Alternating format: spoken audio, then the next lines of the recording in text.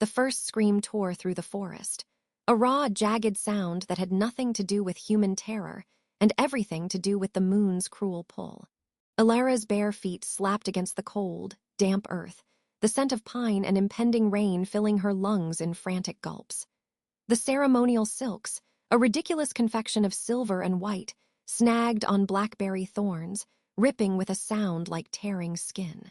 Behind her, the rhythmic, guttural chants of the blood moon ceremony swelled, a drumbeat of inevitability. They were calling her name. Elara, Elara. She could smell them, the unmated males of the Nightfang pack, their primal arousal and competitive aggression a thick, cloying perfume in the air. In an hour, the ritual would begin. The run, the chase, the claiming. Her body would become a prize, her will an irrelevant whisper against the ancient laws of the pack. Her father, Beta Fenrir, had given her his grim, resigned blessing. Her mother had already been weeping for days. Another scream, closer this time, followed by the sickening crunch of bone. Someone had shifted early, unable to contain the lunar fever. The kill that changes everything. Panic, sharp and metallic, flooded her mouth. She burst from the tree line onto a forgotten service road, the asphalt cracked and weedy. The sounds of the pack faded slightly, muffled by the dense wall of ancient oaks. Her heart hammered against her ribs, a trapped bird. She had to get to the boundary, to the neutral human town of Greyford. If she could cross the invisible ward just for the night, the ritual would be void. A forfeit, a disgrace, but freedom. A low growl rumbled to her left, deep and inquisitive. Yellow eyes gleamed in the shadows. Not a pursuer, not yet, a sentry. She froze, her own wolf stirring beneath her skin, a restless, aching pressure in her bones. Not now. Please, not now. The sentry, a hulking gray wolf she recognized as Kale, took a step forward, his muzzle wrinkling to reveal white fangs. A warning, go back. Elara bared her own teeth, a human gesture of defiance that felt pathetic. I'm not going back, Kale. He shifted then, the transformation a series of wet, popping sounds and grotesque, graceful reconfigurations of muscle and sinew. In moments, a naked, grim-faced man stood before her, blocking the road. Elara, don't do this, your father. My father is handing me over like a broodmare, she spat, her voice trembling. Move or I'll make you move. Kale's expression was pitying. You're not strong enough, and even if you get past me, the boundary ward is patrolled by Alaric's men. You think the Alpha's son won't be waiting for you. He's already chosen you. This running is just making the hunt sweeter for him. The mention of Alaric sent a fresh bolt of ice through her veins. Arrogant, cruel, with eyes that promised possession, not partnership. The thought of his hands on her, his bite on her neck, it was the final push. With a cry that was half sob, half snarl, she fainted left and then dove right, scrambling past Kale. His hand shot out, fingers grazing her torn sleeve. She ran, the world narrowing to the dark road ahead, the stitch in her side, the thunder of her own pulse in her ears. The boundary ward wasn't a fence but a feeling, a static buzz in the air, a taste of ozone and old magic. She could feel it now, a tingling along her skin. The trees began to thin. Ahead, through a final screen of birch, she saw light. Real electric human light. A street lamp, the outskirts of Greyford. And standing directly under that lamp, silhouetted in the mist beginning to coil from the forest floor, were two broad-shouldered figures. Alaric's personal guards. They turned, their eyes catching the light with a lupin glow. They'd expected her. Despair clamped around her throat. She was trapped. The ceremonial silks were a beacon in the gloom. She could hear Kale approaching from behind, his footfalls steady, unhurried. The hunt was over. Then her gaze darted to the right. An old, ivy-choked stone wall separated the forest from a neglected human park. And on the other side of that wall, she saw a flicker of movement. A lone figure, walking a path along the river that bordered the town. A human. The scent soap, wool, coffee carried on the damp air, utterly devoid of wolf. A reckless, insane plan crystallized in an instant. The oldest trick in the book to throw off a possessive male. Create a scene. Show prior attachment. The ritual demanded a pure, uncontested claim. A public complication could buy her time, could force a delay. She didn't think. She acted. Gathering the last of her strength, Elara veered off the road, scrambled over the low stone wall with a scrape of skin on mossy rock, and sprinted across the dew-soaked grass of the park. The human was closer now, a man tall, wearing a dark coat, his hands in his pockets, head slightly bowed as if deep in thought. He hadn't seen her. From the forest edge, a furious roar split the night. Alaric's voice. Elara.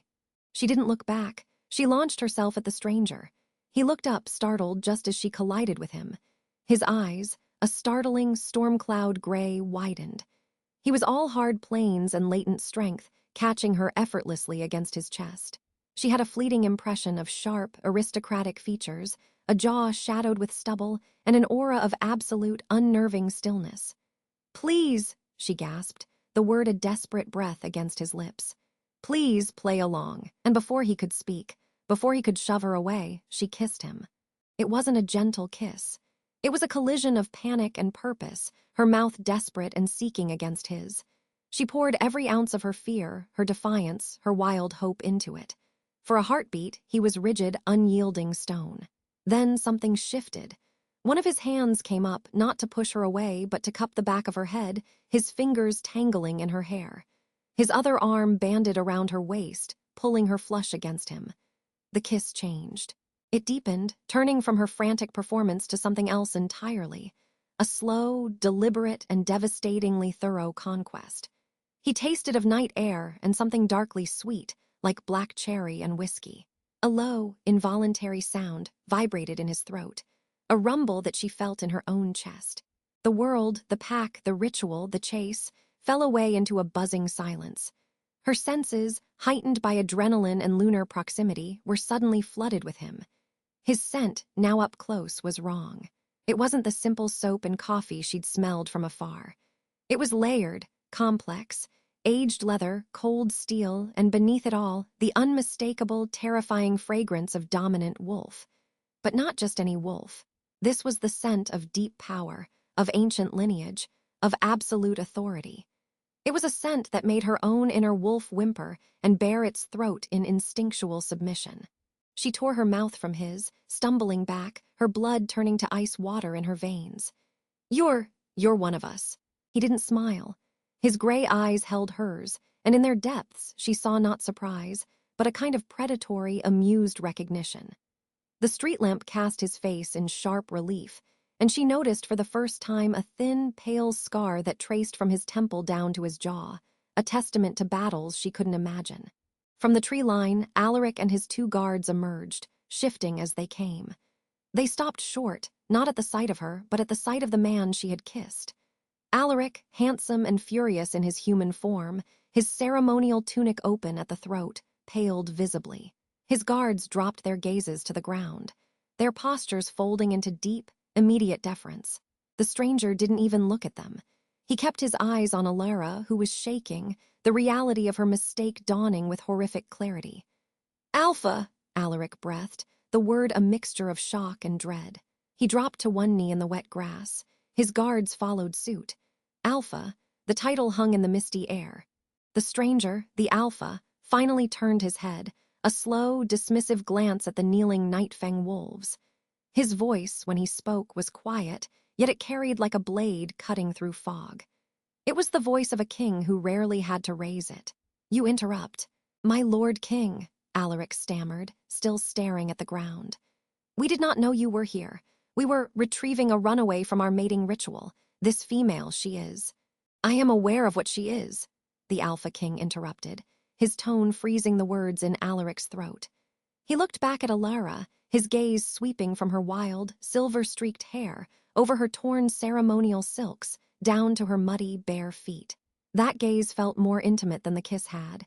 It felt like being stripped and assessed down to her soul. "She has introduced herself, quite thoroughly." He took a step toward her. Elara wanted to run, but her legs wouldn't obey. The command in his presence was a physical weight. "What is your name?" he asked.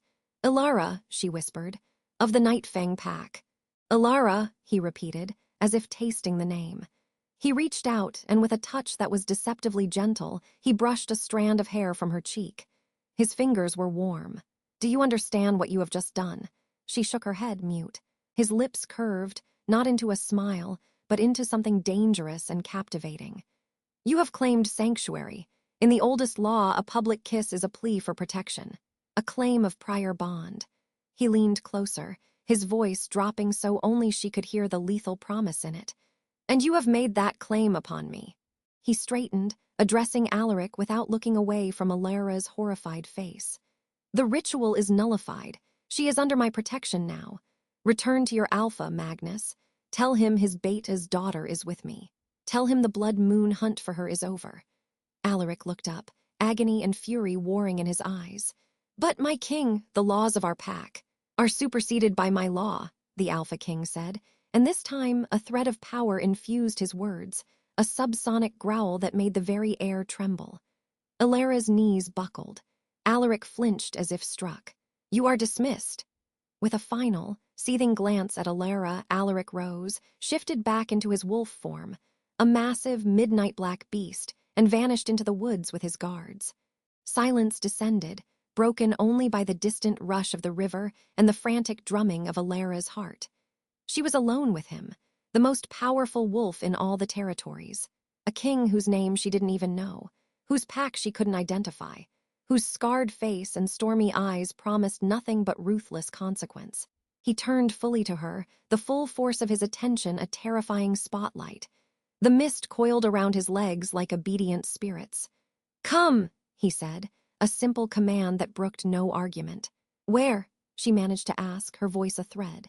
A howl erupted from the forest behind them, long and mournful, the Nightfang pack calling off the hunt. But it was answered immediately by another howl, this one from the darkness to the north, a sound of such profound power and chilling beauty that it seemed to shake the stars themselves. It was answered by another, and another, a chorus of loyal voices converging on the spot. The Alpha King's eyes glowed, a faint, ethereal silver in the gloom. The scent of his power, of frost and fury and fathomless strength, enveloped her completely. Home, he said, as the first of his own pack emerged from the shadows, sleek, powerful wolves with eyes of moonlit gold, materializing like ghosts. You are coming with me to the Obsidian Peak. The world became a blur of speed and shadow. The Alpha King's arms were bands of unyielding steel around her, his chest a solid wall of heat against her back. The wind tore at Elara's hair and clothes, a roaring river in her ears that drowned out all other sound, the fading snarls of Alaric, the rustle of the forest, the frantic beat of her own heart. They moved with a velocity that was unnatural, even for a werewolf. Trees melted into dark streaks, the ground a rushing, indistinct path beneath them. He wasn't just running, he was cutting through the very fabric of the night. She squeezed her eyes shut, the disorientation threatening to overwhelm her. The scent of him was everywhere, not the pine and musk of the Nightfang woods, but something deeper, older. Cold stone, winter air, and a potent, smoky spice that was uniquely, terrifyingly him. It was the scent of absolute authority. She had no concept of how long they traveled. Time stretched and snapped in the whirlwind of their passage. When the relentless motion finally ceased, it was so abrupt her stomach lurched. The silence that followed was profound, broken only by the distant cry of a hunting bird and the whisper of a high, thin wind. He set her on her feet, his hands lingering on her shoulders for a moment, steadying her. Elara's legs trembled, threatening to buckle. She forced them to lock, pushing down the wave of nausea, and opened her eyes. They stood on a vast, open ledge of sheer black rock. Below, the world fell away into a sea of mist-shrouded peaks, sharp as broken teeth against a sky now bleeding with the first hints of dawn. The air was thin, crisp, and bitingly cold. It carried the clean, sterile scent of altitude and snow. Before them, carved into the face of the mountain itself, was a fortress, Obsidian Peak. It was not a castle of towers and banners, but a brutal, elegant integration of architecture and nature. Sleek, dark stone walls followed the mountain's contours, windows like slitted eyes gazing imperiously over the domain. It was a place of power, and it felt utterly alien. Look at me! His voice was a low command, no longer the earth-shaking rumble of the forest, but no less compelling. It brooked no disobedience. Slowly, Elara turned. In the pale pre-dawn light, she saw him fully for the first time. He was taller than any wolf she'd known, his frame broader, layered with muscle that spoke of centuries of war and rule, not just ritual hunts. His hair was the color of raven's wings, tied back from a face that was all harsh, unforgiving angles. A stark jaw, a blade of a nose, and eyes that held her frozen. They were a luminous, glacial silver, the color of a winter moon, and they saw everything. He wore simple, dark travel clothes, but they did nothing to diminish the aura of sovereignty that clung to him like a second skin. This was not an alpha. This was the alpha, the king. "What is your name?" he asked. Her throat was dust dry. "Elara," she whispered. "Of the Nightfang pack, daughter of Beta Fenrir." The formal introduction was automatic, a lifetime of pack hierarchy asserting itself. "Elara." He tested the name, and it sounded like a verdict in his mouth. "Do you understand what you did in the human park?" She swallowed, the memory of the kiss flashing, the desperate press of her lips against his, the shocking warmth, the instant, catastrophic shift in her world. I sought to complicate the ritual. To buy time, I thought you were human." A flicker of something unreadable passed through his silver eyes. "You invoked the old law, the public kiss, a plea for sanctuary and bond before the pack. It is a law older than your Nightfang traditions, older than the borders they guard. By that law, your prior claim, Alaric's, is void. Your safety, your status, is now mine to decide." The finality of it stole her breath. You could just let me go," she ventured, the words feeble even to her own ears. "Declare it a mistake. I could disappear into the human world. You would never have to think of me again." He took a single step forward, and the space between them crackled with tension. The cold mountain air grew warmer, charged with his dominance. "You kiss the Alpha King in front of a rival pack's heir. You think that is a gesture that can be unmade? Your disappearance would be seen as weakness. It would invite challenge. The law has been invoked. It will be answered." He turned and began walking toward the great, dark entrance of the fortress. "Come." It was not a request. Elara, her body aching and her mind reeling, had no choice but to follow. The massive doors, made of the same black stone, swung inward silently at their approach. The interior was a revelation. It was not dark and dungeon-like as she had feared, but vast and soaring. The floors were polished obsidian, reflecting the faint light from high, narrow windows. The walls were hung with tapestries depicting epic battles and ancient lineages. The air inside was warm, carrying subtle scents of cedar smoke, forged metal, and wolf. They passed warriors who stood at attention along the hallways. Each was larger, more formidable than any Nightfang sentry. They dipped their heads in profound respect as the king passed, but their eyes, curious, assessing, sharp, lingered on Elara. She felt like a scrap of forest debris, dragged into a gleaming, predatory den. He led her to a chamber far from the main thoroughfares. It was spacious, with a large bed draped in furs, a fireplace where a low fire crackled, and a window that looked out over the terrifying, beautiful abyss. It was a gilded cage. "You will remain here," he stated. "You will be provided with everything you need. Do not attempt to leave. The wards on this peak are not like the feeble boundary around Greyford. They will not tolerate an unauthorized exit." He paused at the door, his silhouette filling the frame. "Your father, Beta Fenrir, and your Alpha, Magnus, have been summoned. They will arrive by nightfall." Panic, sharp and fresh, lanced through her. "My father, he's coming here. The Alpha of a pack must answer the summons of his king. He will bring his Beta. They will bear witness to the formal resolution of your situation." His gaze swept over her, taking in her torn dress, her wild hair, the fear she could not hide. "Rest, Elara. Your running is over. The consequences are just beginning." The door closed with a soft, definitive thud. The sound of a key turning in the lock was unmistakable. Click. Elara stood alone in the center of the room, the silence pressing in on her. The fire snapped, sending a spark dancing up the chimney. The high wind whined against the window glass. She was trapped, more completely than she had ever been in the Nightfang forest. Time became a slow, torturous crawl. A silent female attendant brought food, rich meats, dark bread, spiced wine, and a change of clothes, a simple, elegant dress of charcoal gray wool. Elara ate little, her stomach in knots. She changed out of her ruined ceremony dress, the soft new fabric feeling like a stranger on her skin. She paced before the window, watching the sun climb and then begin its descent, painting the sea of clouds in fiery oranges and deep purples. Her mind raced in frantic circles. What would her father say? Would he be angry? Ashamed? Would Alpha Magnus see this as a deliberate, treacherous insult? And Alaric, his fury would be a living thing, festering in his heart. The sound of arriving wolves finally echoed up from the courtyard below, the scuff of many boots on stone, the low murmur of tense voices. Her heart hammered against her ribs. They were here. She wasn't summoned immediately. The wait was another form of agony. The shadows in the room lengthened, and the fire was built up again by the attendant, who never once met her eyes. Finally, just as true darkness embraced the peak, a heavy knock came at the door. It was not the king. A stern-faced warrior with a scar across his brow stood there. "The king awaits you in the Hall of Ancestors," he intoned. "Follow me." The walk through the fortress was a march to an executioner's block.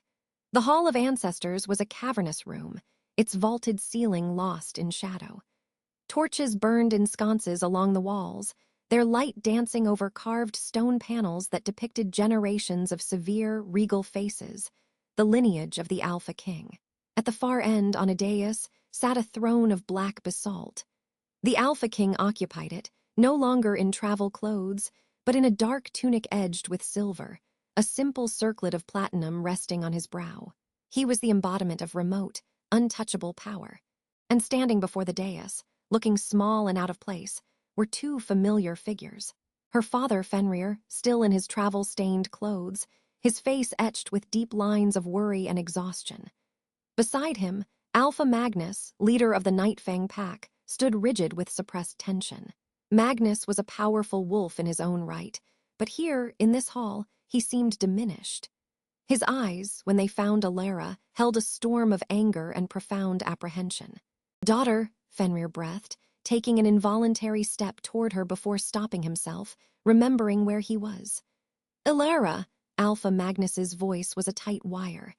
"You have brought great complication to—" The Alpha King spoke, and his voice filled the hall, leaving no room for any other. "She invoked an ancient right. The complication is of the law's making, not hers alone."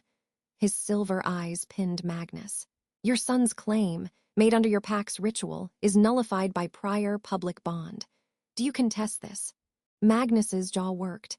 He bowed his head, a gesture of supreme effort.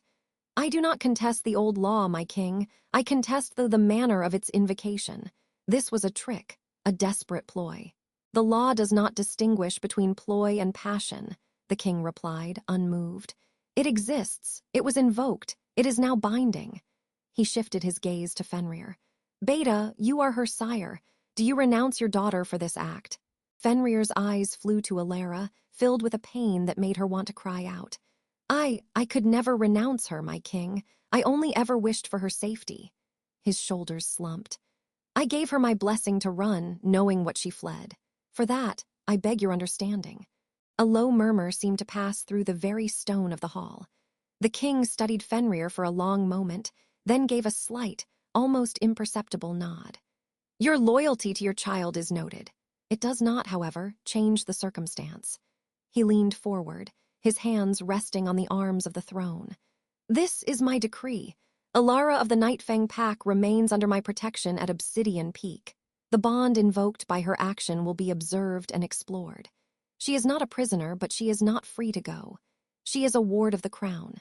Any attempt by the Nightfang pack, or any within it, specifically Alaric, son of Magnus, to reclaim her, to contact her, or to exact retribution, will be considered an act of rebellion against the throne. Is this understood?" The words "ward of the crown" hung in the air, strange and terrifying. Magnus looked as if he had been forced to swallow poison, but he bowed deeply. "It is understood, my king." "Fenrir?" "Understood," her father whispered, his eyes glistening in the torchlight. "Then this audience is concluded. You may take your leave. A guard will see you to the border." "Father," Elara choked out, taking a step forward. Fenrir's face crumpled, but he shook his head, a minute, desperate gesture. "Don't."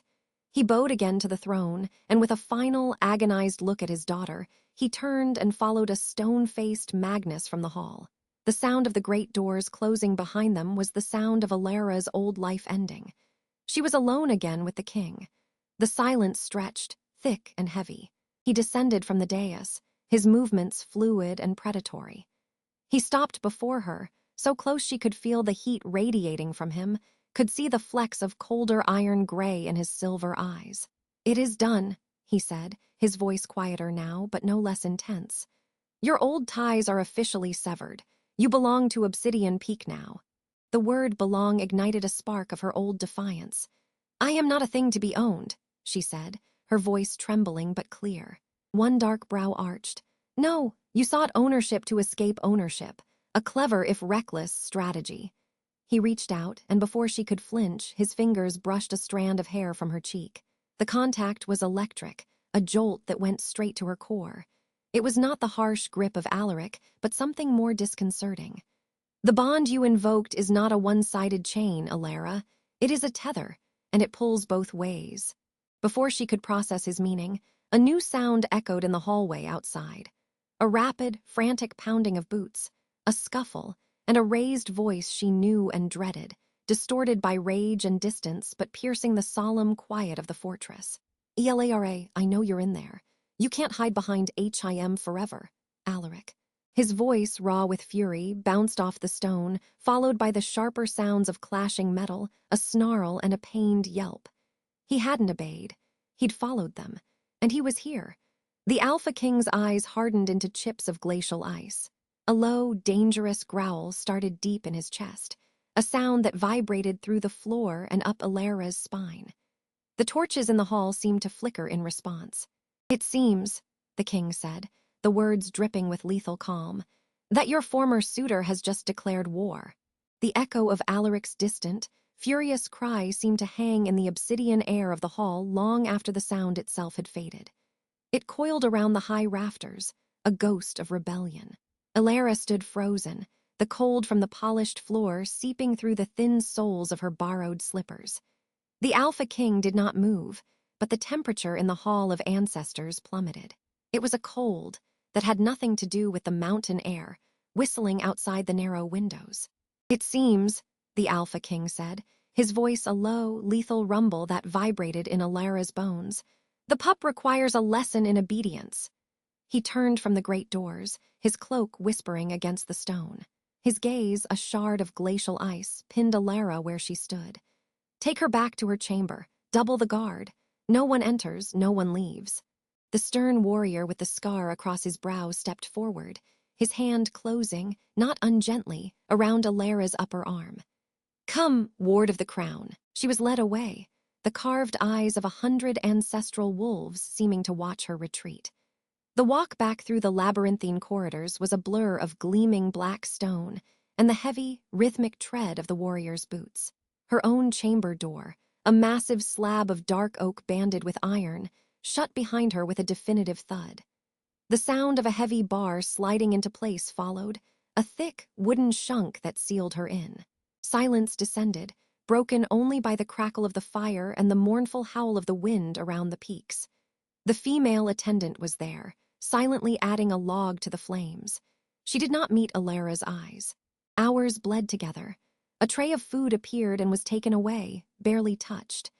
Elara paced the length of the rug before the fireplace, the plush fibers muffling her steps. Every nerve was alight, straining for sound beyond her door. What was happening? Had Alaric been captured? Was there fighting? The Alpha King had spoken of war as if it were a simple, inevitable thing. As dusk painted the sky outside her window in bruised purples and deep blues, a new sound cut through the mountains sigh, a deep, resonant horn. It was not a sound of alarm, but of summons. It boomed once, twice, 3 times, each blast vibrating through the very stone of Obsidian Peak. Womb, womb, womb. Elara rushed to the window, pressing her palms against the cold glass. In the courtyard far below, torches were being lit, their flames whipping in the wind. Figures, warriors, streamed from various archways, assembling in ordered ranks. Their armor, black as the peak itself, gleamed in the firelight. Then she saw him. The Alpha King emerged from the main keep, no longer in his formal cloak but in battle gear. Dark, reinforced leathers, vambraces etched with silver runes. Even from this distance, his authority was a palpable force, stilling the assembled warriors into absolute silence. He spoke, his voice too low for her to hear, but the effect was immediate. The ranks parted. Guards dragged a struggling figure into the torchlight. Alaric. Even from the height, Elara recognized his furious posture, the familiar set of his shoulders. He was forced to his knees in the center of the courtyard, directly before the Alpha King. The scene was a brutal pantomime. The Alpha King stood, a statue of judgment, while Alaric raged, his head thrown back, words lost to the wind. A sharp, backhanded blow from a guard snapped Alaric's head to the side, silencing him. Elara's breath fogged the glass. This was her fault. Her desperate, stupid kiss had lit this fuse. Suddenly, as if sensing her gaze, the Alpha King looked up. His eyes found her window unerringly in the gathering dark. The distance should have made his expression unreadable, but she felt the weight of his stare like a physical touch, a cold, assessing pressure. He held her gaze for 3 long heartbeats before turning his attention back to Alaric. He raised a hand. A warrior stepped forward, holding not a weapon, but a heavy, iron collar attached to a length of thick chain. No. Before she could process the sight, the door to her chamber unbarred and opened. The scarred warrior entered. "The king commands your presence." I can't," Elara whispered, her feet rooted to the spot. "It is not a request," he said, his tone leaving no room for argument. Trembling, she was escorted not to the courtyard, but to a balcony that overlooked it. A high stone jut from the main keep, shielded from the worst of the wind by a sheer wall of rock on one side. The Alpha King stood there, waiting. He did not turn as she was brought to the balustrade. "Watch," he said, the single word leaving no room for disobedience. Below, the collar was clamped around Alaric's neck. The clank of the iron lock engaging was horrifyingly loud in the hushed courtyard. Alaric snarled, clawing at the metal, but 2 warriors hauled him to his feet by the chain. "Alaric, son of Magnus of the Nightfang Pack," the Alpha King's voice rang out, amplified by the stone and the silence. "You have defied a direct decree of your sovereign. You have trespassed on crown territory with intent to claim a ward of the crown. This is rebellion." "She was mine first," Alaric roared, the chain rattling as he strained against it. "A pack ritual, you have no right." "I have every right." The Alpha King's roar from the balcony dwarfed Alaric's, a wave of pure, dominant power that made Elara whimper and clutch the stone rail. Every wolf in the courtyard flinched, their heads bowing. Alaric was physically driven back to his knees, a strangled gasp escaping him. "The old law is clear. Your ritual is void. Her pack is dissolved. She is mine to protect or mine to punish. And you," the Alpha King leaned forward, his hands gripping the balcony edge. "You are a traitor. The penalty for treason is death." A deadly quiet swallowed the courtyard. Elara's heart hammered against her ribs. "But," the Alpha King continued, his voice dropping to a carrying, conversational tone that was somehow more terrifying, "your death would start a war with the Nightfang Pack. A messy, wasteful war. I prefer efficient." He straightened. "You will serve as a lesson. You will remain in the kennels, collared and chained, until your father comes to beg for your release. He will swear a new oath of fealty, not just for himself, but for your entire line. And you, Alaric, will swear a blood oath of eternal obedience to the crown. Only then will you see your forests again." Alaric's face, pale in the torchlight, was a mask of utter humiliation and hatred. The kennels, where the pack's hunting hounds and lowest offenders were kept. To chain an alpha's heir, there was a degradation beyond imagining. "Now," the Alpha King said, flicking his hand in dismissal. The warriors dragged a violently resisting Alaric away, the iron chains scraping and clinking over the flagstones. The sound faded into the dark mouth of an archway leading to the lower depths. The assembled warriors dispersed with silent efficiency. The Alpha King finally turned to Elara. In the close confines of the balcony, his presence was overwhelming. She could smell the cold night air on his leathers, and beneath it, the scent of ozone and power. "Do you understand?" he asked, his voice quiet now for her alone. She could only stare, her throat tight. "Mercy has a cost," he explained, his gaze merciless. "I showed it to him. I showed it to you. That display was mercy, Elara. The alternative was his head on a spike and your former pack burning. This way there is a path to peace. A path they must choose to walk.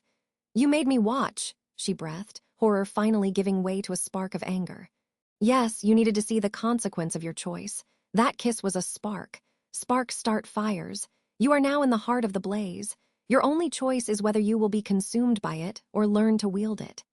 He stepped closer, and she recoiled against the cold stone. The bond you invoked is real. It is felt. By me, by the pack, by every alpha who heard the tale.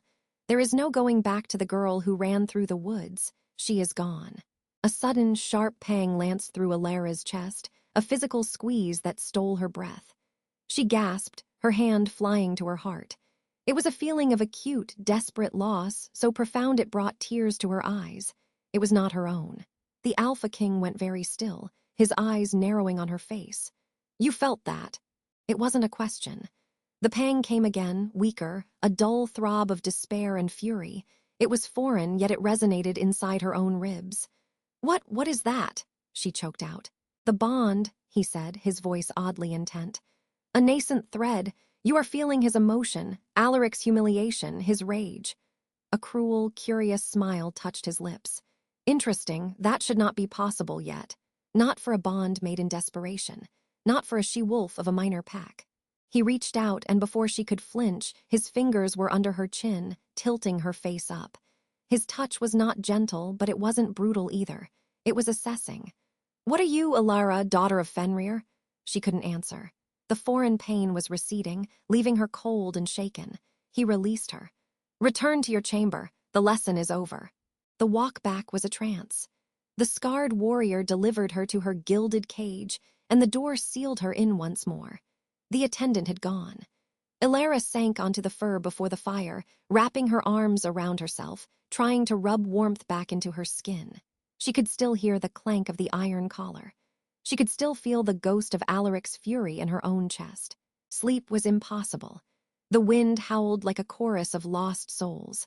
Somewhere deep below her feet, in the darkness of the kennels, Alaric was chained. And somewhere in the forest, her father and Alpha Magnus were licking their wounds, forced to contemplate begging for the release of their heir. She had wanted to escape a mating. She had instead ignited a political crisis and gotten a man she'd known since childhood collared like a beast. The weight of it was suffocating. Just before dawn, when the fire had burned down to embers and the room was at its coldest and darkest, the door unbarred again. Elara shot upright, her heart in her throat. It was not the warrior. The Alpha King stood in the doorway, silhouetted by the faint torchlight from the corridor.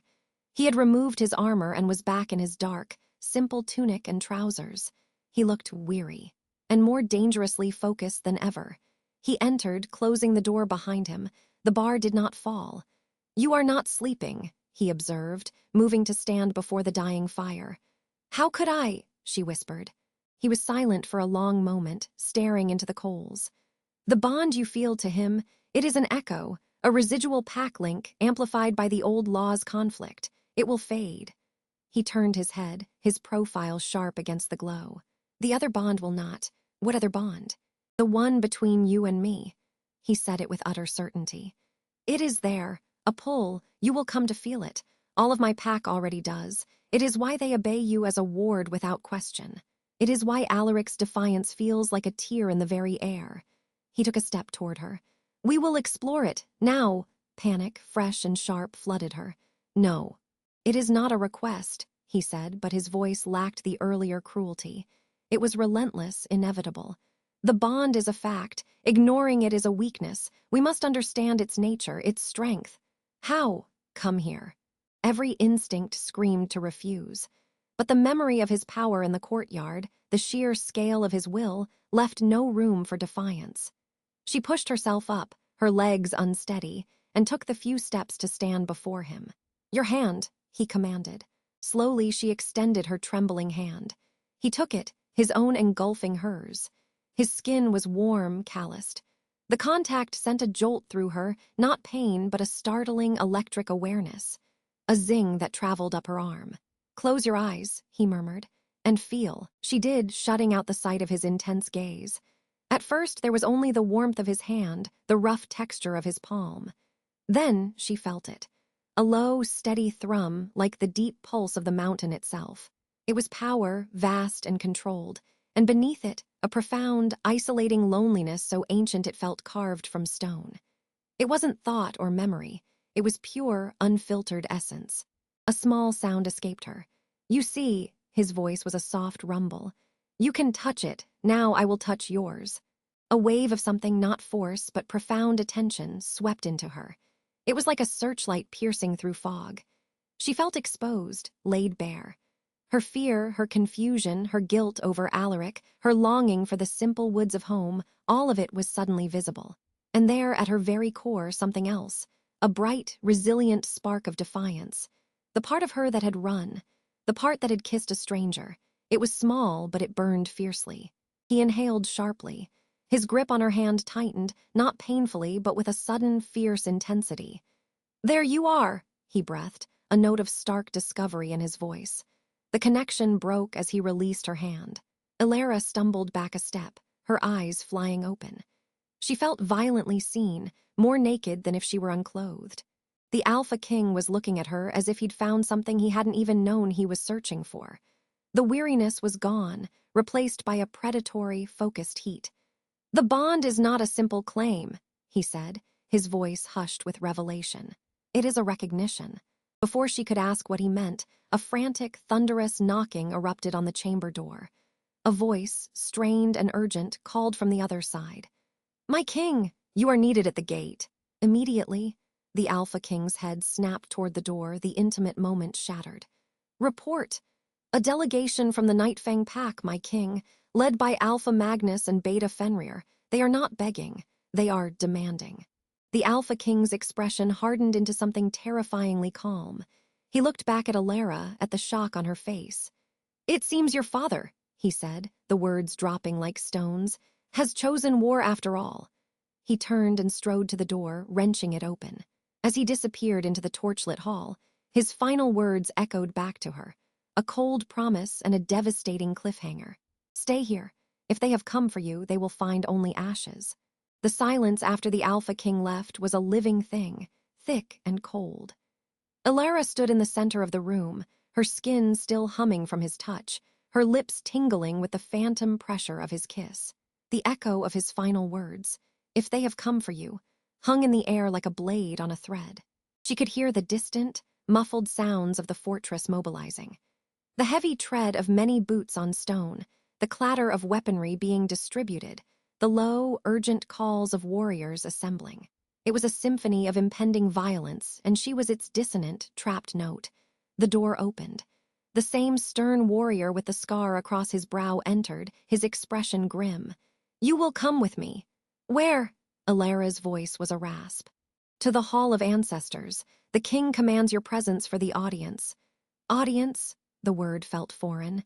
He said it was a declaration of war." The warrior's jaw tightened.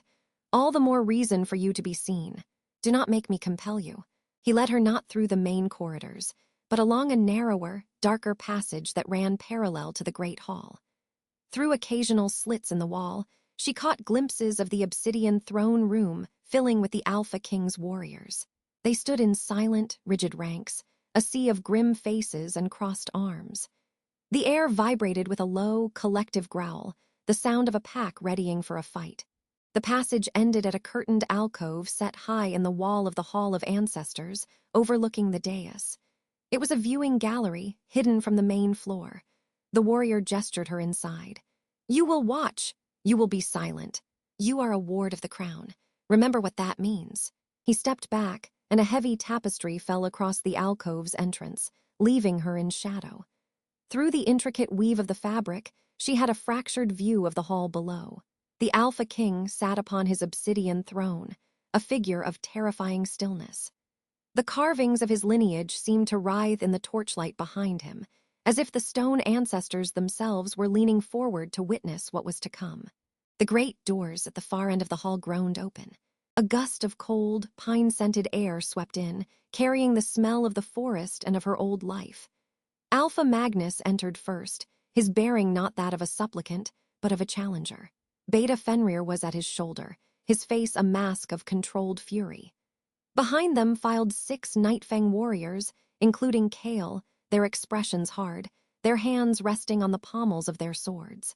They stopped a dozen paces from the dais. The silence was absolute, broken only by the crackle of torches and the distant howl of the wind around the peaks. "Magnus of the Nightfang," the Alpha King's voice rang out, devoid of warmth or welcome. "You were summoned to kneel and swear fealty. You were summoned to beg for the life of your rebellious son. You come armed with your beta and your guard. Explain this." Magnus did not bow. "I come for my pack's daughter, taken under duress by an archaic law. I come for my son, imprisoned and humiliated. I do not come to beg. I come to negotiate her return and his release." A ripple of hostile growls moved through the ranks of the Obsidian Peak warriors. The Alpha King raised a hand, and the sound cut off instantly. "There is no negotiation," the king said, his tone conversational yet deadly. "The law was invoked. The bond is recognized by my pack and by the old magic. Elara is mine. Your son violated a royal decree. His fate is mine to decide. Your only path is submission." Fenrir took a half-step forward, his voice rough with emotion. "She is my daughter. You cannot simply sever her from her family, her blood." "I already have," the king replied, his gaze shifting to Fenrir. "By the law your own pack honors on the blood moon, Beta. A prior claim freely given. She kissed me. I accepted. The ritual is void. She is no longer yours." From her hidden perch, Elara's heart hammered against her ribs. She saw the pain on her father's face, the stubborn anger on Magnus's. She wanted to scream, to tear down the tapestry and run to them, but the memory of the king's warning was a chain around her throat. "We offer a trade," Magnus said, his voice dropping into a bargaining tone. "A political alliance, the support of the Nightfang territories, wealth, in exchange for the girl and my son." The Alpha King leaned back on his throne, a slow, predatory smile touching his lips. It was the most terrifying expression Elara had yet seen on him. "You think to trade with me? You think the crown needs your support, your trinkets? You are a minor alpha of a border pack. Your son is a collared traitor in my kennels. And the female?" He paused, letting the word female hang in the air, diminishing her. "The female is the key to a bond I have not felt in a century. You have nothing I want, Magnus. Nothing but your obedience." The dismissal was total. Elara saw Magnus's composure crack. His eyes flashed with the amber of his wolf. "Then you leave us no choice," Magnus snarled. "If you will not negotiate, we will take them." The hall erupted. Magnus and his warriors shifted in a blur of tearing cloth and snapping bone. 6 massive wolves, dark-furred and snarling, launched themselves toward the dais. The Alpha King did not move from his throne. His own warriors moved as one. There was no chaotic shift, no loss of discipline. They simply stepped forward, a wall of muscle and steel. The clash was brutal and deafening. The snarls of wolves, the clash of swords on teeth and claw, the shouts of men. It all merged into a roar of violence that shook the very stones of the hall. Elara watched, paralyzed as Kale, a sleek gray wolf, was driven back by 2 warriors with spears. She saw her father, a great brindle beast, lock jaws with the scarred warrior who had escorted her. But her eyes were drawn to the center.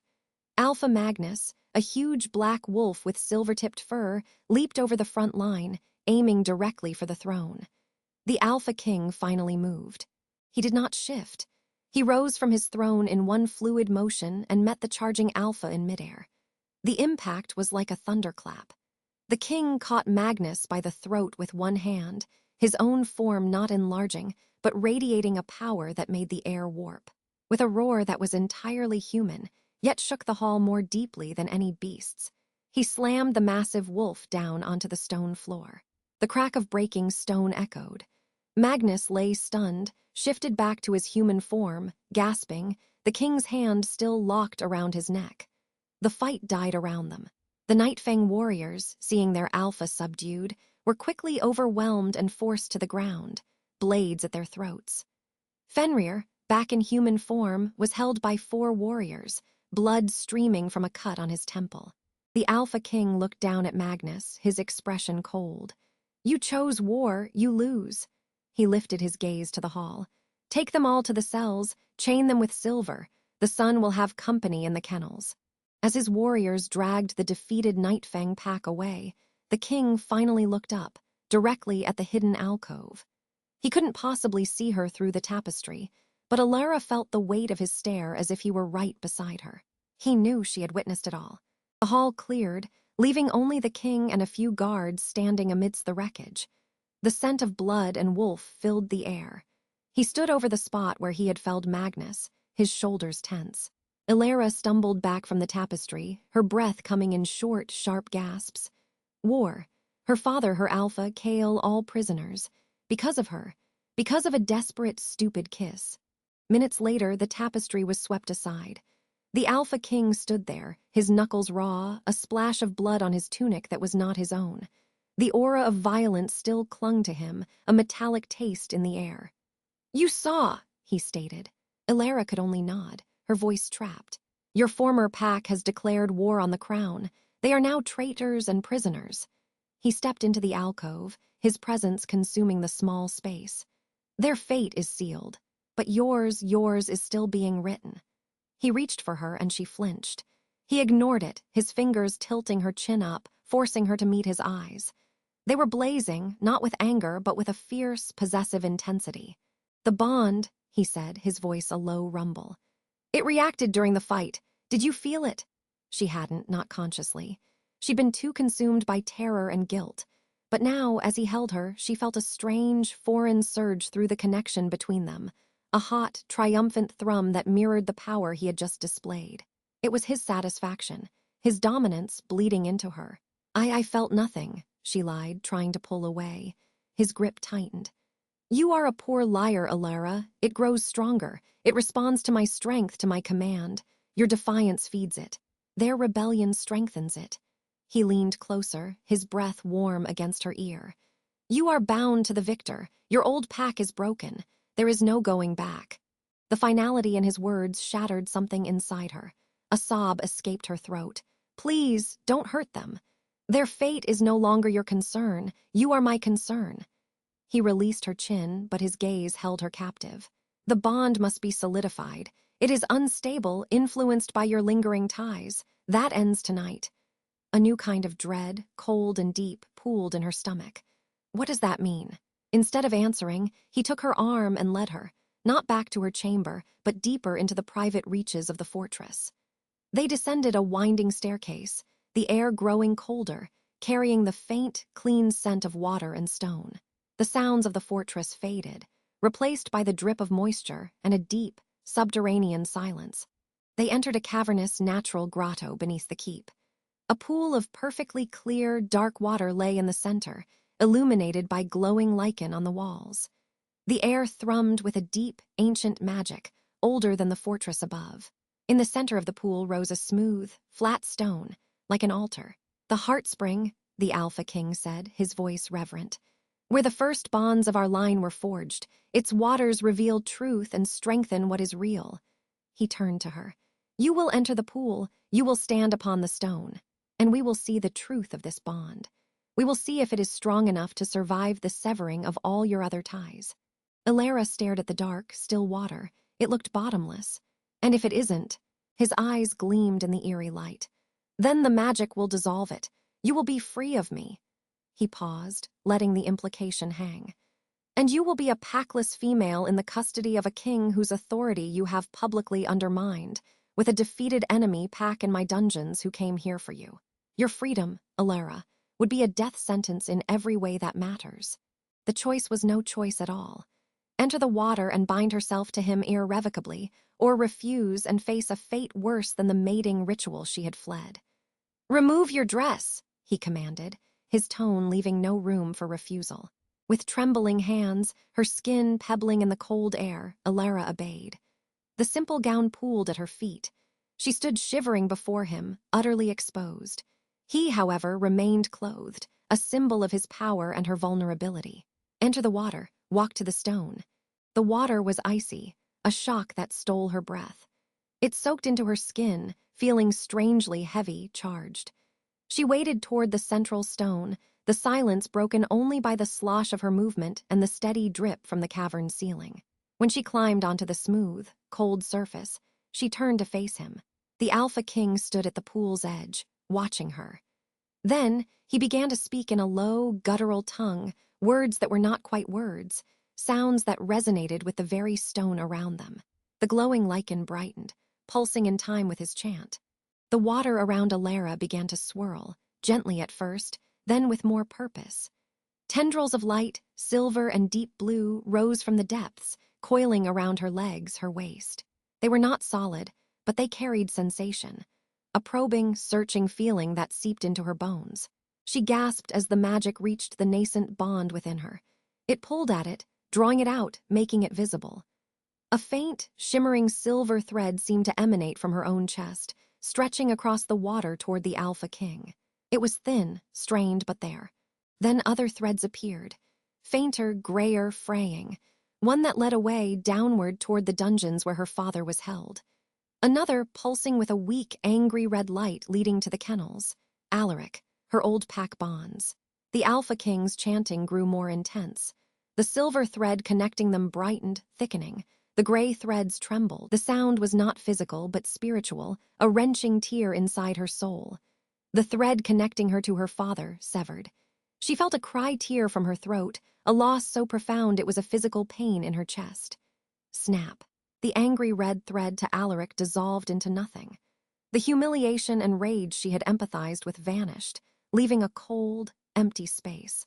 One by one, the faint connections to her old pack, to her old life, were found and severed by the probing, merciless light of the heartspring. Each one felt like a piece of her being was being carved away.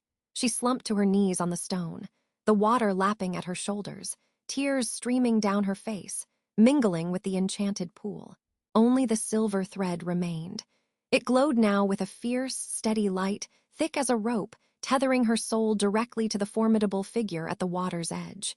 The bond was no longer nascent. It was solid. It was dominant. It was everything. The Alpha King fell silent. The lights faded, the water stilled. The grotto was silent once more, save for Elara's ragged weeping. He waded into the pool, the water soaking his clothes, until he stood before her on the stone. He looked down at the gleaming silver cord that now visibly connected their hearts. A look of profound, terrifying satisfaction settled on his features. He reached out and touched the thread near her chest. A jolt of pure, undiluted connection shot through her. His will, his strength, his possession, and beneath it, a deep, unsettling current of something raw and hungry that was not anger, but far more dangerous. "It is done," he said, his voice echoing in the cavern. "You are mine, Elara, truly, completely. The last tie is cut." He leaned down, his hands closing around her bare arms, pulling her up to face him. His eyes held no pity for her tears, only a blazing triumph. "Now, little wolf," he whispered, his lips a breath from hers, "now you will learn what it means to belong to a king." And as his mouth claimed hers in the dark, sacred water, Elara felt the new, unbreakable bond ignite like a fire in her veins. And with a sinking, terrifying clarity, she realized the truth. She had not escaped a cage. She had willingly stepped into a gilded one, and the door had just locked shut forever. End of Chapter 4. The silence in the king's private chambers was absolute, a stark contrast to the roaring, tearing agony of the heartspring. Elara stood in the center of the room, dripping sacred water onto the obsidian floor, her body trembling not from cold, but from a profound, hollow emptiness. The silver cord in her chest, his cord, thrummed with a possessive, invasive warmth. Everything else was gone. The faint, comforting hum of her father's presence, the irritating, familiar prickle of her pack bonds, even the painful, empathic echo of Alaric's rage, all severed. She felt like a ghost in her own skin. The Alpha King moved behind her, a shadow of immense, contained power. She heard the soft rustle of his discarded, water-splashed tunic. "You feel it," he said, his voice no longer a courtroom boom, but a low, intimate vibration that traveled straight down the bond. It wasn't a question. "I feel nothing," she whispered, her own voice alien to her. "And everything, it's wrong. It is right." His hands came to rest on her shoulders. They were warm, heavy. The contact sent a jolt through the silver cord, a pulse of something that was not pleasure, not pain, but undeniable connection. She flinched. The clutter is gone. Now you can perceive the only bond that matters. He turned her to face him. He was shirtless, the hard planes of his chest and torso marked with old, silvery scars that gleamed in the firelight. His eyes held that same unnerving, molten intensity. She forced herself to meet them, the emptiness inside her fueling a sudden, reckless spark. You severed me from my father, my pack. I freed you from anchors that would have drowned you, he corrected, his thumb brushing a drop of heartspring water from her cheek. The touch burned. You are no longer of Nightfang, you are of the crown. My mate. The word hung in the air, final and terrifying. I kissed a stranger to escape a ritual, not to be claimed in a worse one. A faint, dangerous smile touched his lips. The oldest laws care little for intention, Elara, only for action. You invoked the law, I answered. The bond is forged. It is simpler than you wish to make it. Where is my father? The question tore from her. The bond space where Fenrir had been was a yawning, silent void. It was the most horrifying sensation she had ever known. In the lower cells, with Magnus, the warrior Kale, and the others, they will be judged for their treason. And Alaric, his eyes hardened, the smile vanishing. The traitor remains in the kennels. His fate is intertwined with his alphas. Do not, he said, his voice dropping to a growl that resonated in her bones. Waste your concern on the male who thought to claim you as a prize.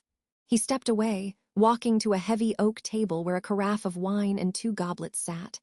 The fire crackled, its pops and hisses the only sound.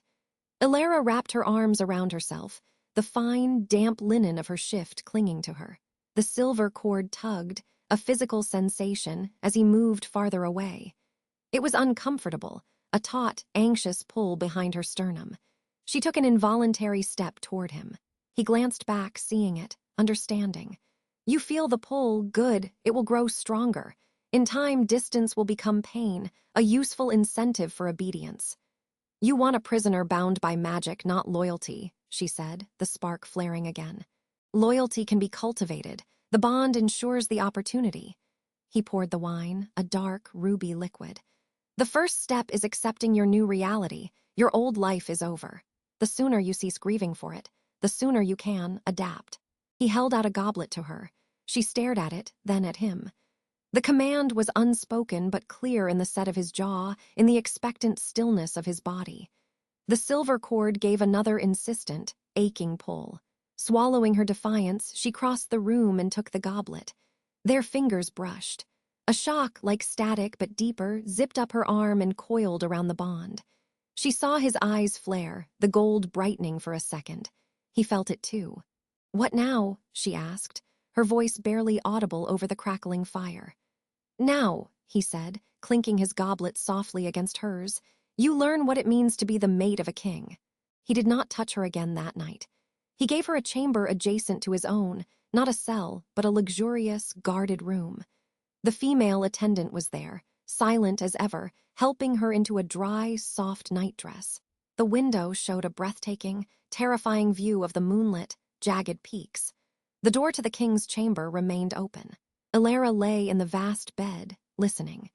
She heard the rustle of parchment, the low murmur of his voice as he spoke to a guard outside his door, the eventual dying of the fire to embers.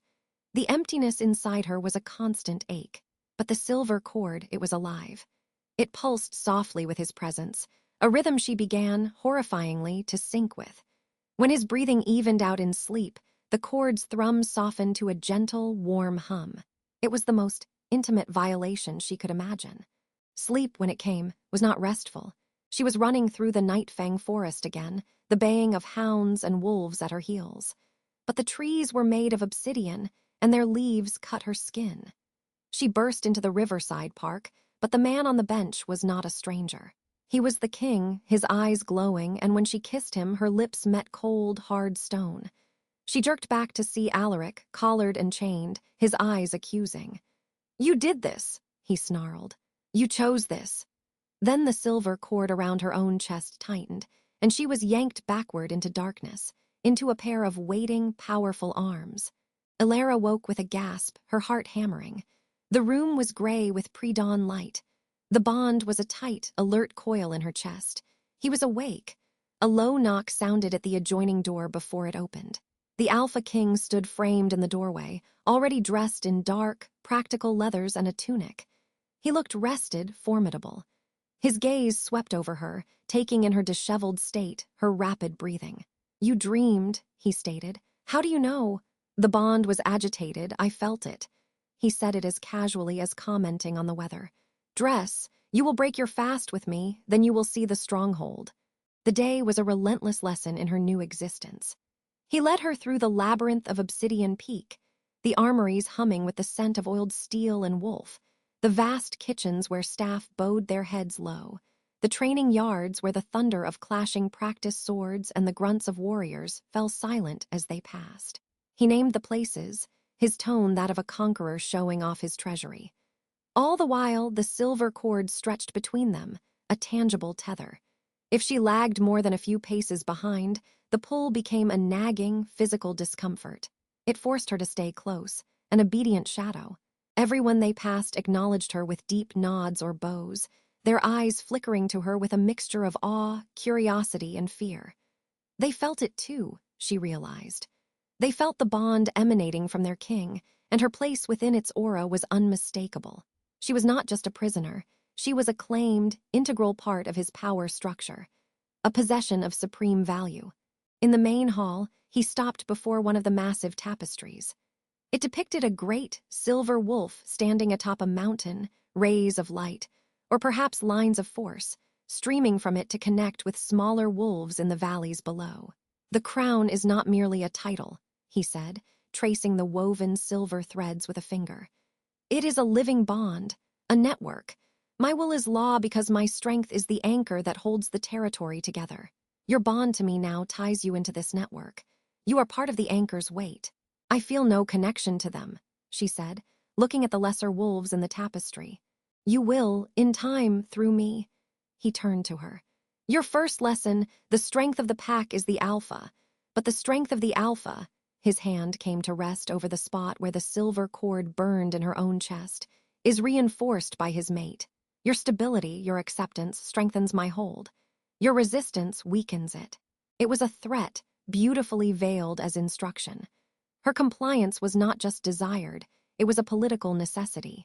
The afternoon brought a different kind of torment. He took her to a high, enclosed balcony overlooking one of the inner courtyards. Below, the captured Nightfang warriors, including Kale, were being put to forced labor, hauling stone under the watchful eyes of Obsidian Peak guards. They were shirtless, sweating, chains on their ankles. Her father and Alpha Magnus were not among them. Elara's breath hitched. She saw Kale look up, his eyes finding hers. There was no friendship in that gaze now, only a bleak, hardened resentment. He blamed her. They all must. "Why show me this?" she asked, her voice thick. "Transparency," the king replied, standing close behind her, his presence a wall at her back. "So you understand the consequences of rebellion. Their lives are forfeit. Their continued existence depends on my mercy and on the behavior of their pack. And," he added, his breath stirring her hair, "on your behavior as well. Your cooperation can earn them comforts. Your defiance will see them in the mines." The weight of it crushed down on her. She was a lever he would use, not just on her father, but on every member of Nightfang. The emptiness inside her began to fill with a cold, heavy dread. That evening, in his private study, the lesson turned inward. He sat behind a great desk, reviewing reports. He had her sit in a chair nearby, a book of territory histories open in her lap. She couldn't focus on the words. The bond was a live wire, humming with his focused intensity. She felt echoes of his thoughts, not words, but textures. The smooth stone of calculation, the sharp flint of impatience, the cold iron of resolve. Suddenly, he looked up. "You are projecting anxiety. It is a distraction. Quiet it." "I don't know how," she snapped, the long day of tension fraying her control. "You will learn." He set his pen down. "Close your eyes." Wary she did. Feel the bond, not as an intrusion, as a part of you, a muscle you have never used. Now, instead of fighting its pull, try to send something along it, not emotion, a simple image. It felt absurd, impossible. But under the pressure of his will, she tried. She focused on the cord, on the warm, golden energy that was his presence at its other end. She formed a simple picture in her mind, the red cover of the book in her lap. For a moment, nothing. Then, a ripple of acknowledgement, a faint sense of receipt that traveled back down the cord to her. Good. His voice held a note of surprise and something akin to satisfaction. A rudimentary start. With training, communication can be clear, instant, over any distance.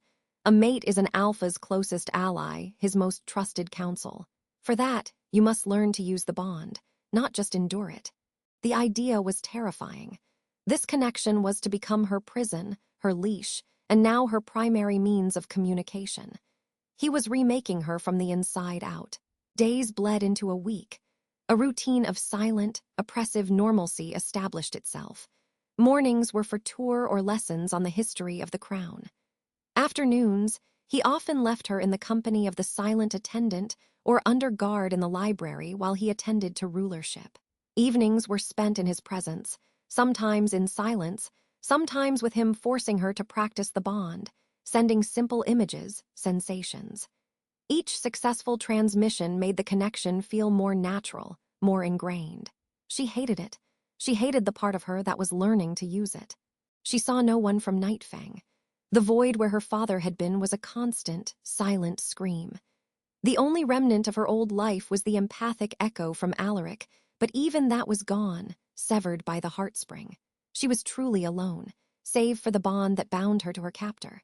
Then, one night after a particularly grueling session, where he had her maintain a steady pulse of calm along the bond, while he debated tactics with his scarred commander, using her as a living exercise in control, he dismissed her to her chamber. She was exhausted, her mind raw. As the attendant helped her prepare for bed, a strange, foreign pulse traveled down the silver cord.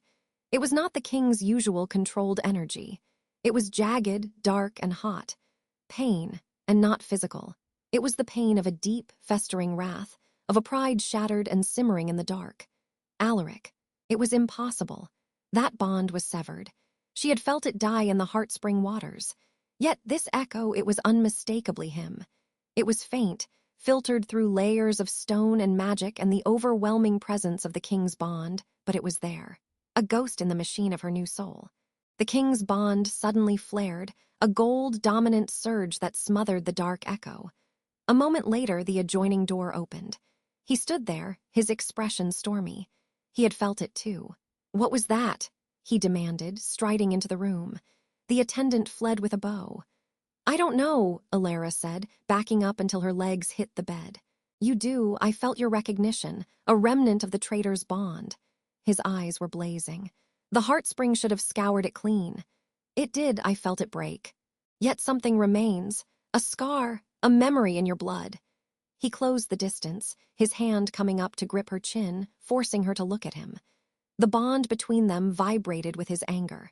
"He is in the deepest kennel, bound in silver-laced iron. He should be a void to you." The dark echo pulsed again, weaker this time, a dying ember of hatred.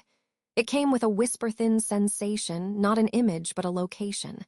Down, deep down, not just in the kennels but below them. In the dark. The king's grip tightened. He saw the knowledge in her eyes. "You can sense where he is." It wasn't a question. The bond betrayed her, singing with the truth of her perception.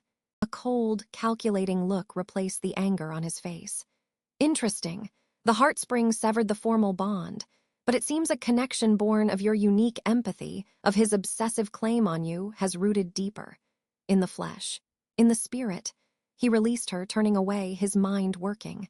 "This is a vulnerability, it must be eliminated." Panic, sharp and sudden, clawed at Elara. "What are you going to do?" He looked back at her, and in his eyes, she saw the king, the strategist, the absolute ruler.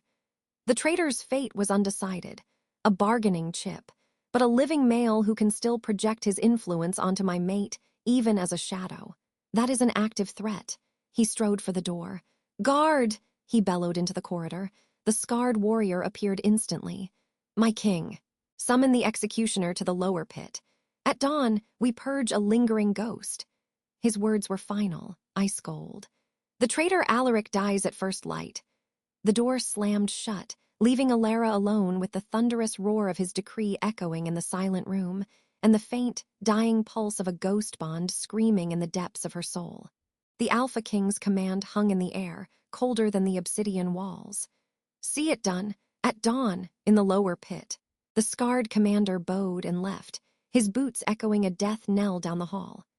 Elara stood frozen, the phantom echo of Alaric's pain still a dull throb beneath her breastbone, a ghost limb of a connection that was supposed to be severed.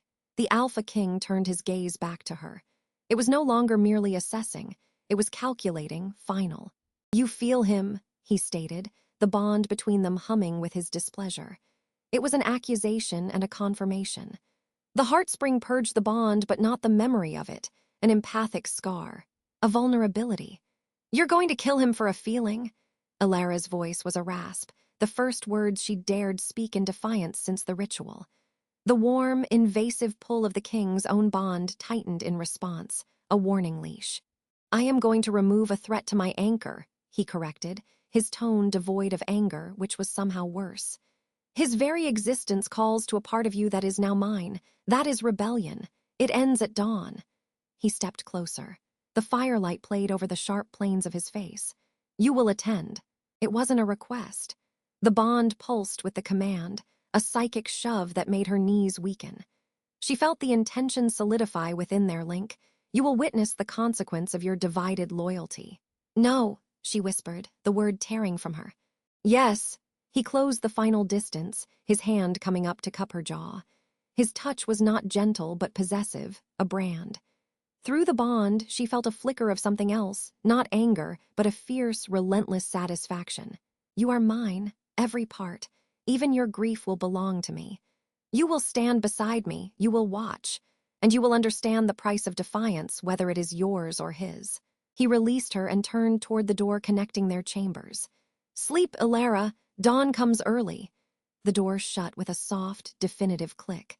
The sound of the lock engaging was a quiet, metallic snick that echoed in the silent room. Elara didn't move. The female attendant, a silent shadow by the hearth, continued to stare into the flames, offering no comfort, no judgment, just presence. Sleep was impossible. The bond was a live wire, agitated. She could feel the Alpha King's wakeful presence on the other side of the wall, a dark sun around which she was now forced to orbit. And beneath that, fainter than a whisper, was the cold, throbbing knot of Alaric's despair. It was a dirge played on a broken string. She paced the chamber, the thick rugs muffling her steps. The window showed a sliver of night sky, stars blotted out by the mountainous peaks. Somewhere below in the kennels, Alaric was chained, and somewhere deeper still was the lower pit. She'd seen it during her forced tour, a grim, natural sinkhole beneath the fortress, used for waste and apparently for executions. The bond tugged at her, a demand for calm, for submission. She fought it, clutching at the fading echo of Alaric's pain, the last remnant of the life stolen from her. It was a mistake. The Alpha King's presence in her mind sharpened, a focused attention. "Cease." The word formed in her head, not as sound but as pure will, compressed and undeniable. She gasped, stumbling back against the bedpost. The command was followed by a wave of soothing warmth, a forced calm that felt like drowning in honey. It was a violation more intimate than any touch. She pushed back, a feeble mental shove of sheer panic. A low, approving hum resonated through the bond. "Good. You learn to use the link. Even your resistance strengthens it." Horror washed over her. Her defiance was feeding the very thing that enslaved her.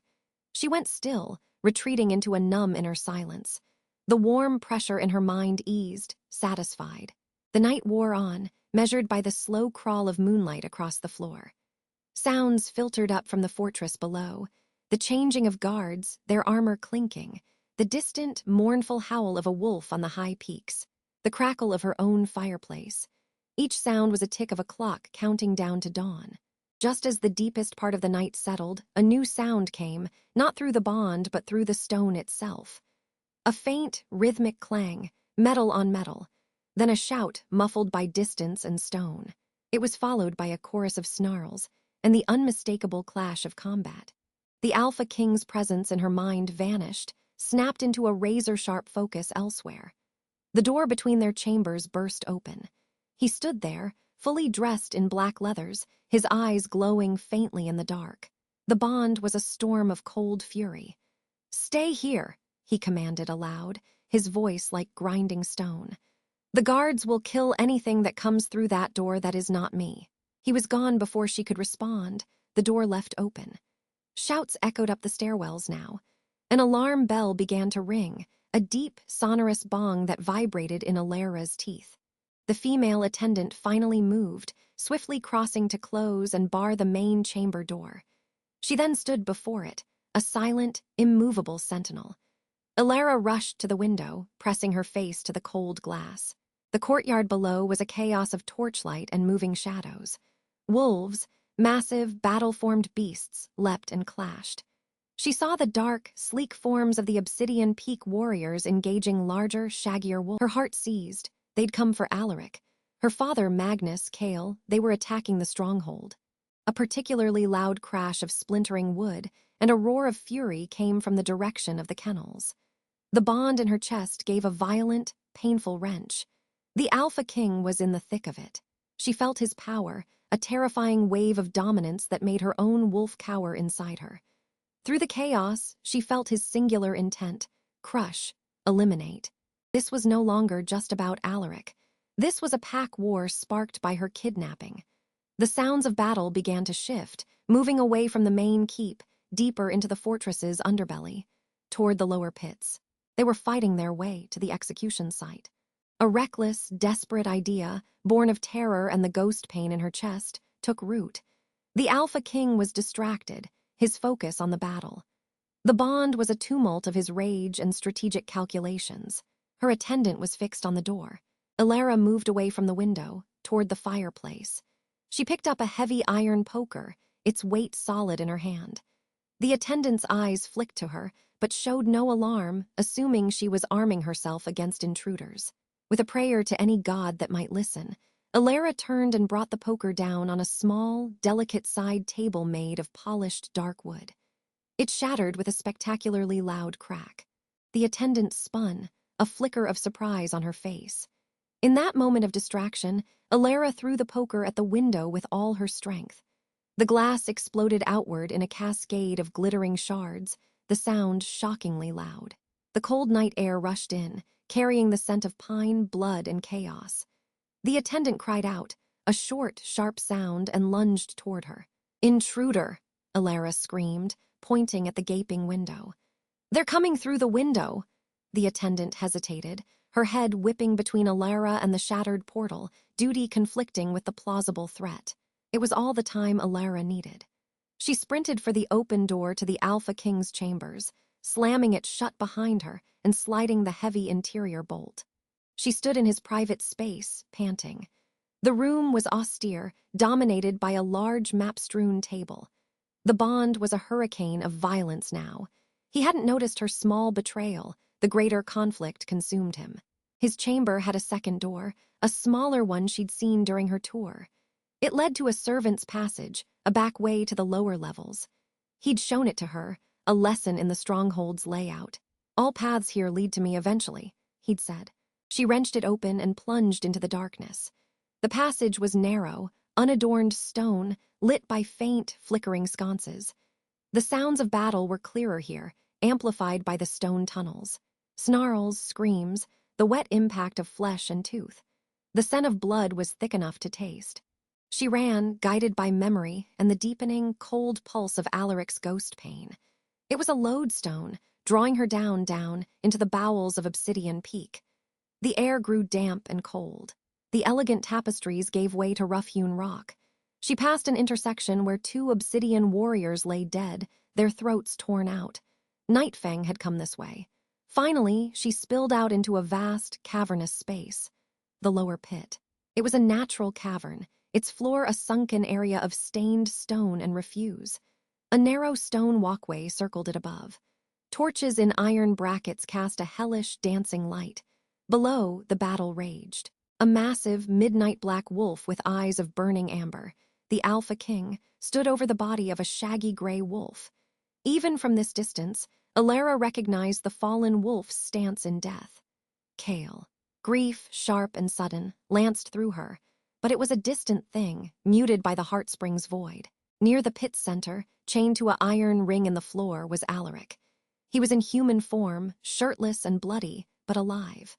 Fighting beside him, back to back against 3 obsidian warriors, was her father, Fenrir, in his powerful wolf form.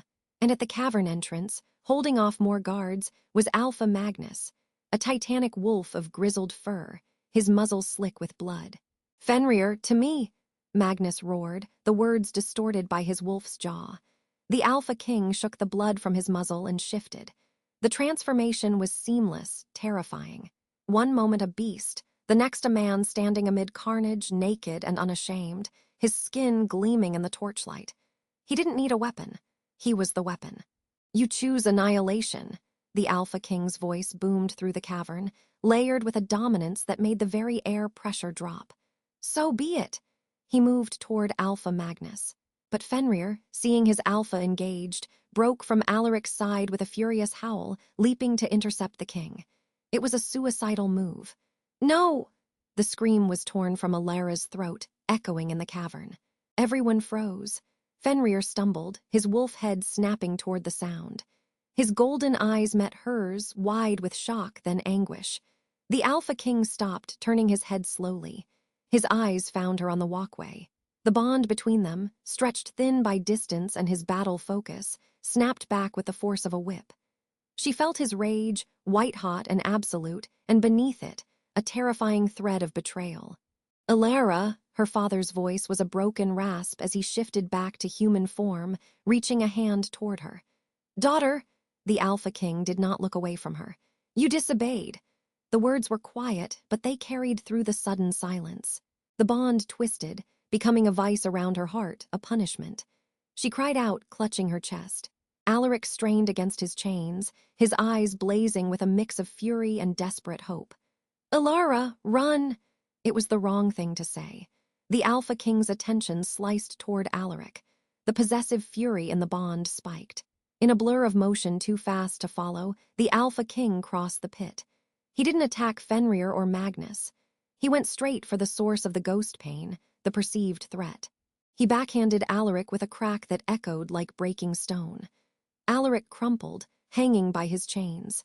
The Alpha King wrapped a hand in Alaric's hair, yanking his head up, exposing his throat. "This ends now," the king declared, his voice final.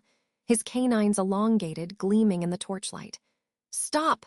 Elara screamed, the bond shrieking with her panic. "Please, I'll do anything, I'll submit, I'll be whatever you want. Just let him live." The Alpha King paused, his lethal mouth inches from Alaric's throat. He looked at her again. The bond was a maelstrom of conflicting impulses, possessive victory, cold fury, a ruthless calculus. "Your submission is already mine," he said. "This is about removing a flaw in the claiming." "He's not a flaw," she begged, tears streaming down her face. "He's a prisoner, a hostage. Killing him makes you a tyrant, not a king." A strange stillness fell over him.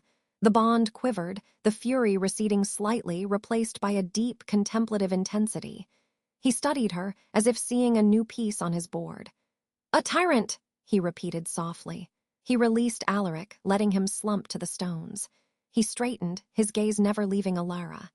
"You speak of my rule, you who are to be its foundation."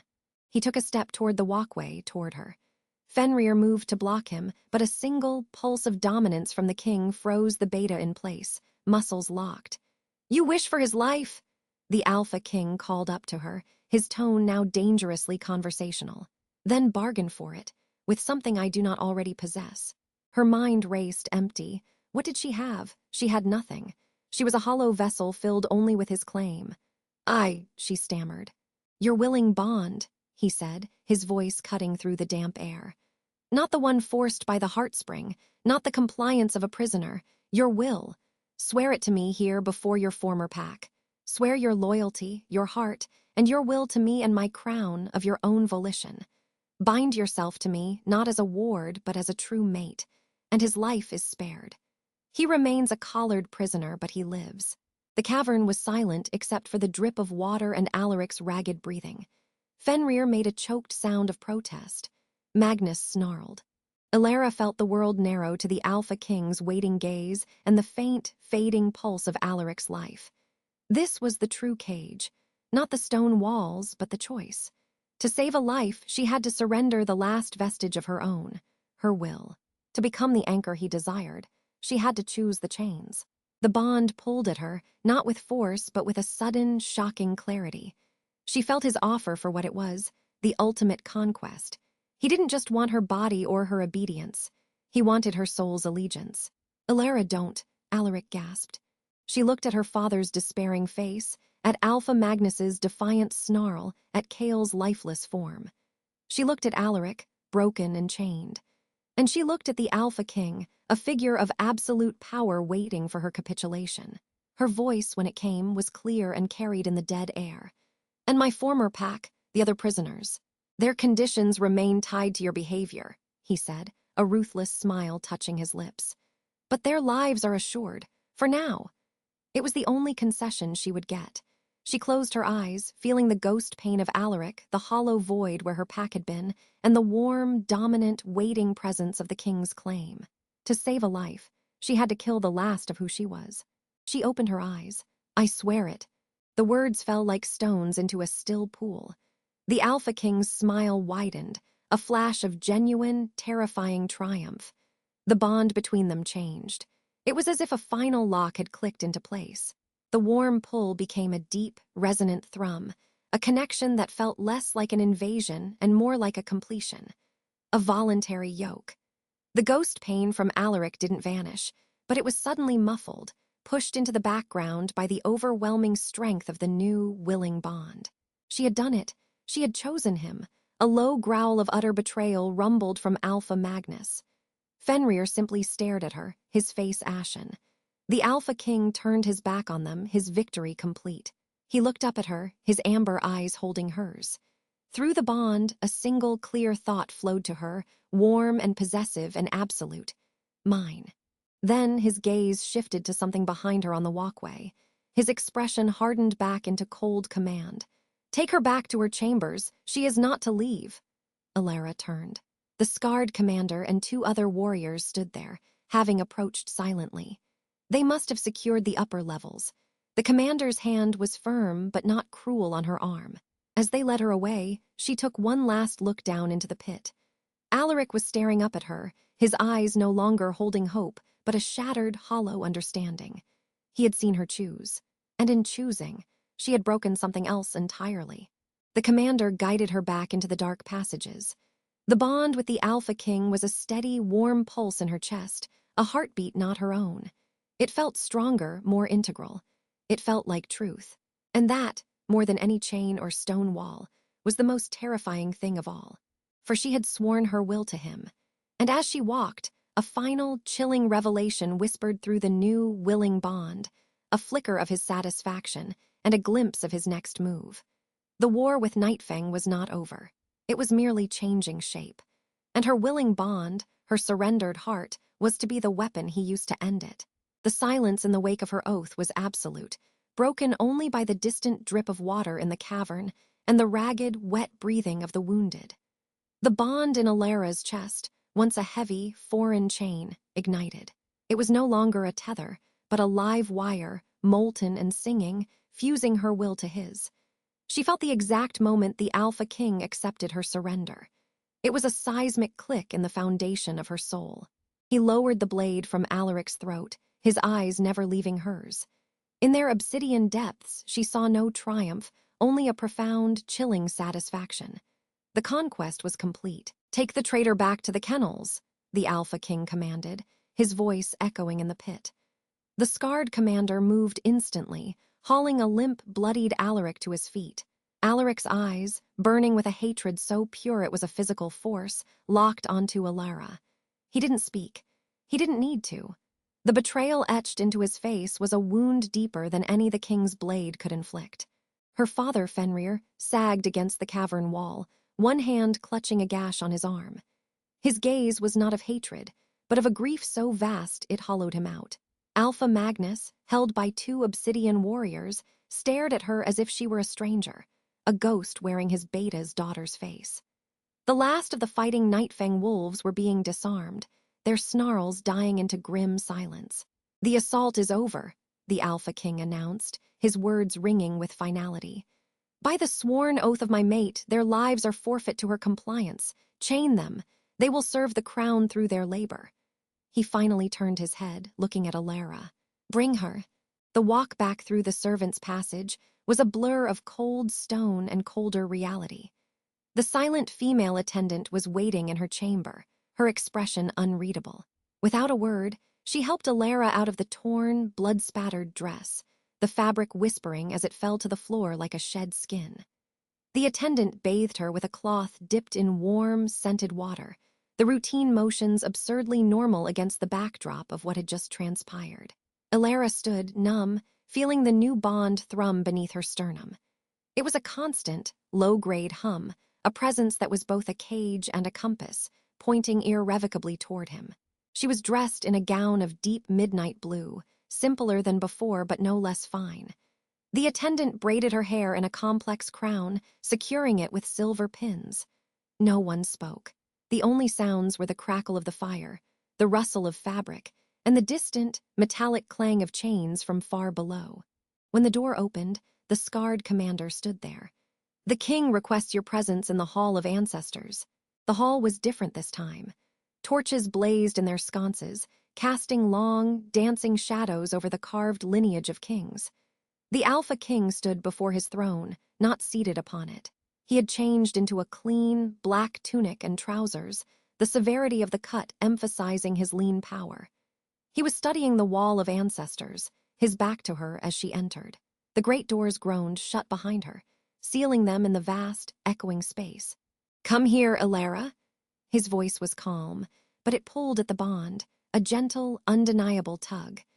Her feet moved of their own accord, carrying her across the polished obsidian floor until she stood beside him. She followed his gaze to the newest, still shallow carving in the stone, a stylized wolf, its lines sharp and commanding, representing him. Beside it, the stone was smooth and untouched. "This is where you will be carved," he said, as if commenting on the weather. "Once the bond settles, once you carry my heir." The words were a physical blow. She had sworn her will, her loyalty, her heart. She had not considered the brutal, biological finality of what that meant. "You broke them," she whispered, her voice hoarse. "You knew they would come. You used me as the bait." "I enforced my law," he corrected, finally turning to look at her. His eyes were fathomless. "They chose rebellion, you chose peace. Your choice saved lives, remember that. At what cost? The only cost that matters, the strengthening of the crown." He reached out and his fingers brushed the line of her jaw. A jolt, hot and electric, shot through the bond, making her gasp. It wasn't painful. It was possessive. The ghost bond to the Alpha's son. Is it gone? She focused inward. The screaming, empathic link to Alaric's rage was silent, severed by the heartspring and buried under the overwhelming weight of her new oath.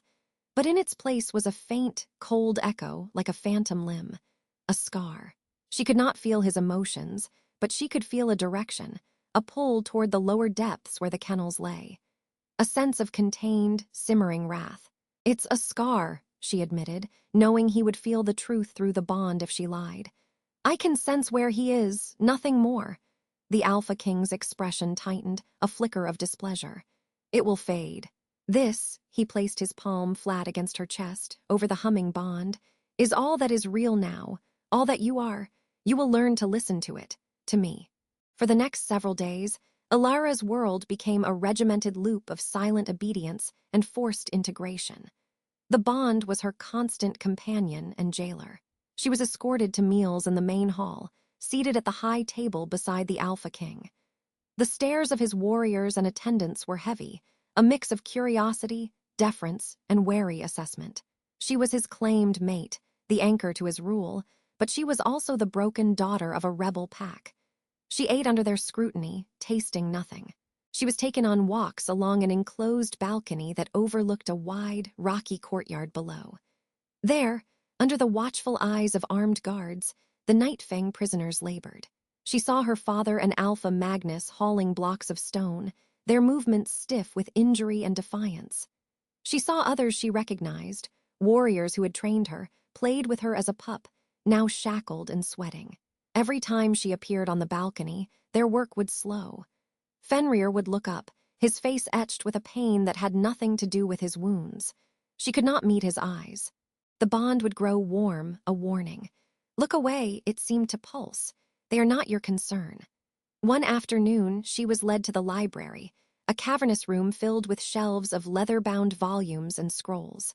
The Alpha King was there, standing at a large oak table strewn with maps. "Come," he said, not looking up. "You should understand the territory you now help me hold." The map showed the sprawling forest lands of the Nightfang Pack, the town of Greyford, and the mountainous region marked Obsidian Peak. His finger traced borders, pointed out outposts, explained tensions with neighboring packs to the north. It was a lesson in dominion. Her old home was reduced to a shaded area on parchment, a resource to be managed. "Why show me this?" she asked, her voice barely above a whisper. "Because you are part of the crown now," he said, his finger coming to rest on the symbol for Obsidian Peak. "A ruler must understand what she rules. Your perspective on Nightfang, its weaknesses, its loyalties will be valuable." A cold knot formed in her stomach. He wasn't just claiming her body and soul, he was mining her memories, her love for her pack for tactical use. "I have sworn loyalty to you, not to help you destroy them further. Preservation requires understanding," he said, his gaze lifting to hers. "Your cooperation ensures their survival as prisoners. Your defiance would see them executed as traitors. The choice, as ever, is yours. But it is a choice with consequences you now feel directly." He tapped the bond on the map, a cruel pun. She felt it throb in response. That night the dreams began. She was running through the Nightfang forest, the scent of pine and damp earth thick in her nose. The blood moon hung heavy and red in the sky. But she wasn't running from Alaric. She was running toward the howl that echoed through the trees, a howl that was both a command and a summons, deep and resonant and terrifyingly familiar. The Alpha King's howl. In the dream, she wanted to answer it. Her wolf, buried and silent since her arrival, stirred with a yearning that felt like her own. She woke in a cold sweat, the bond pulsing like a second heartbeat. The yearning from the dream lingered, a treacherous echo in her veins. She clutched the blankets, shaking. Was this the bond's doing? Was it rewriting her desires? Days bled into a week. The routine was a prison of polished stone and silent observation. The phantom scar that was Alaric remained a constant, dull ache in the back of her awareness, a compass needle pointing down. The Alpha King's bond was a furnace in her chest, growing warmer, more integrated with every passing hour. He would test it sometimes.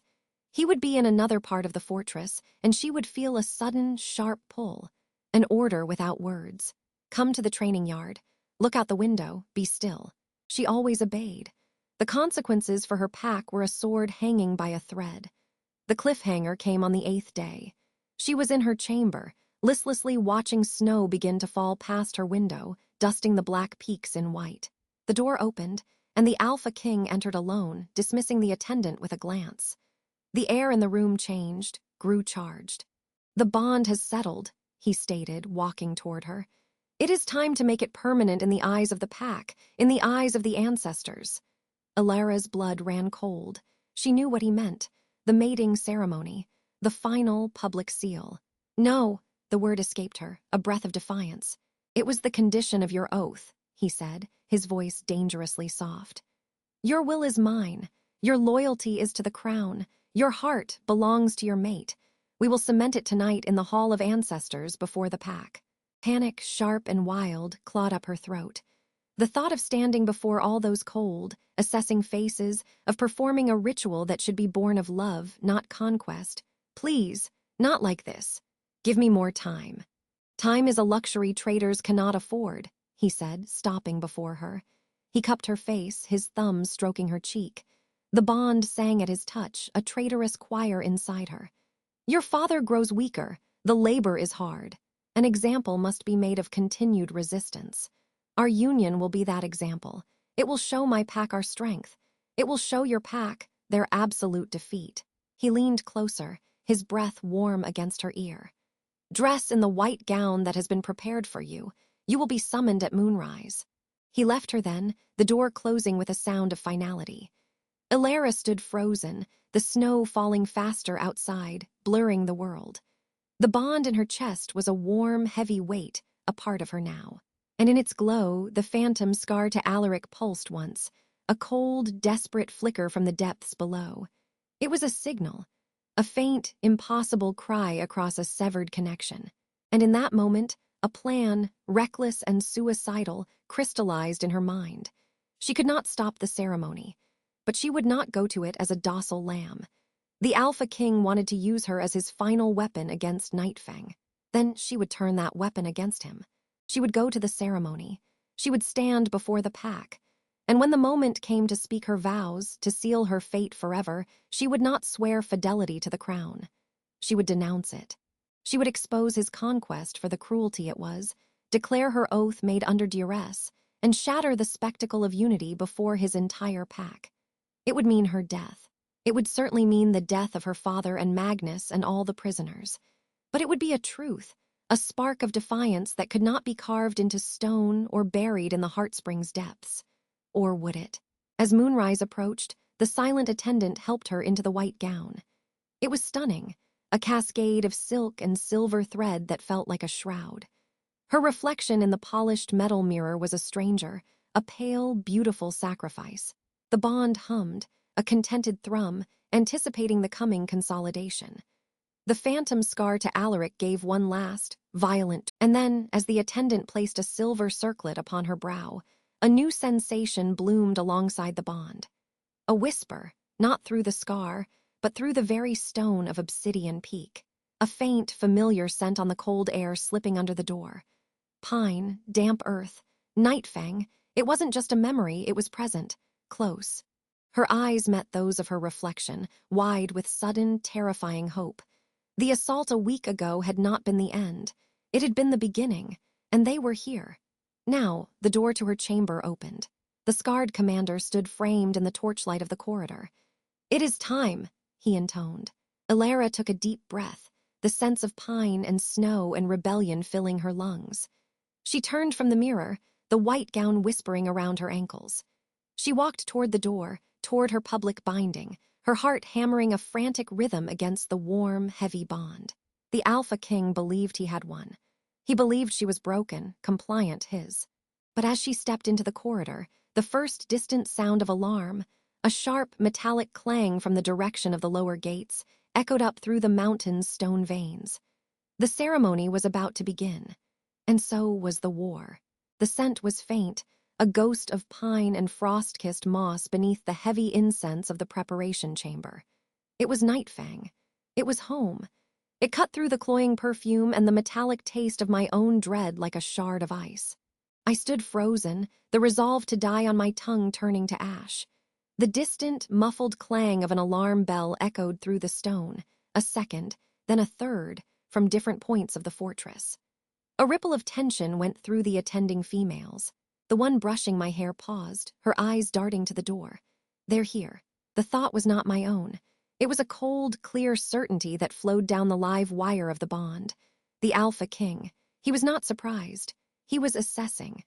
The bond hummed with a lethal, focused energy, like a drawn bowstring. The chamber door burst open, not with a servant's quiet deference, but with the solid thud of a warrior's shoulder. The scarred commander stood there, his face grim. "The ceremony is moved to the Hall of Ancestors.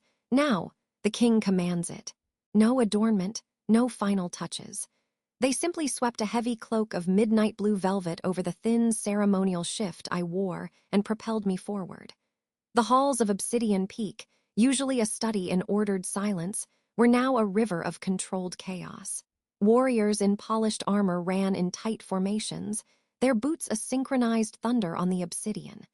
Sentries at intersections relayed sharp, guttural commands. The air vibrated with the promise of, and through the bond, I felt him. A dark, immovable star at the center of the gathering storm, pulling everything toward him, pulling me.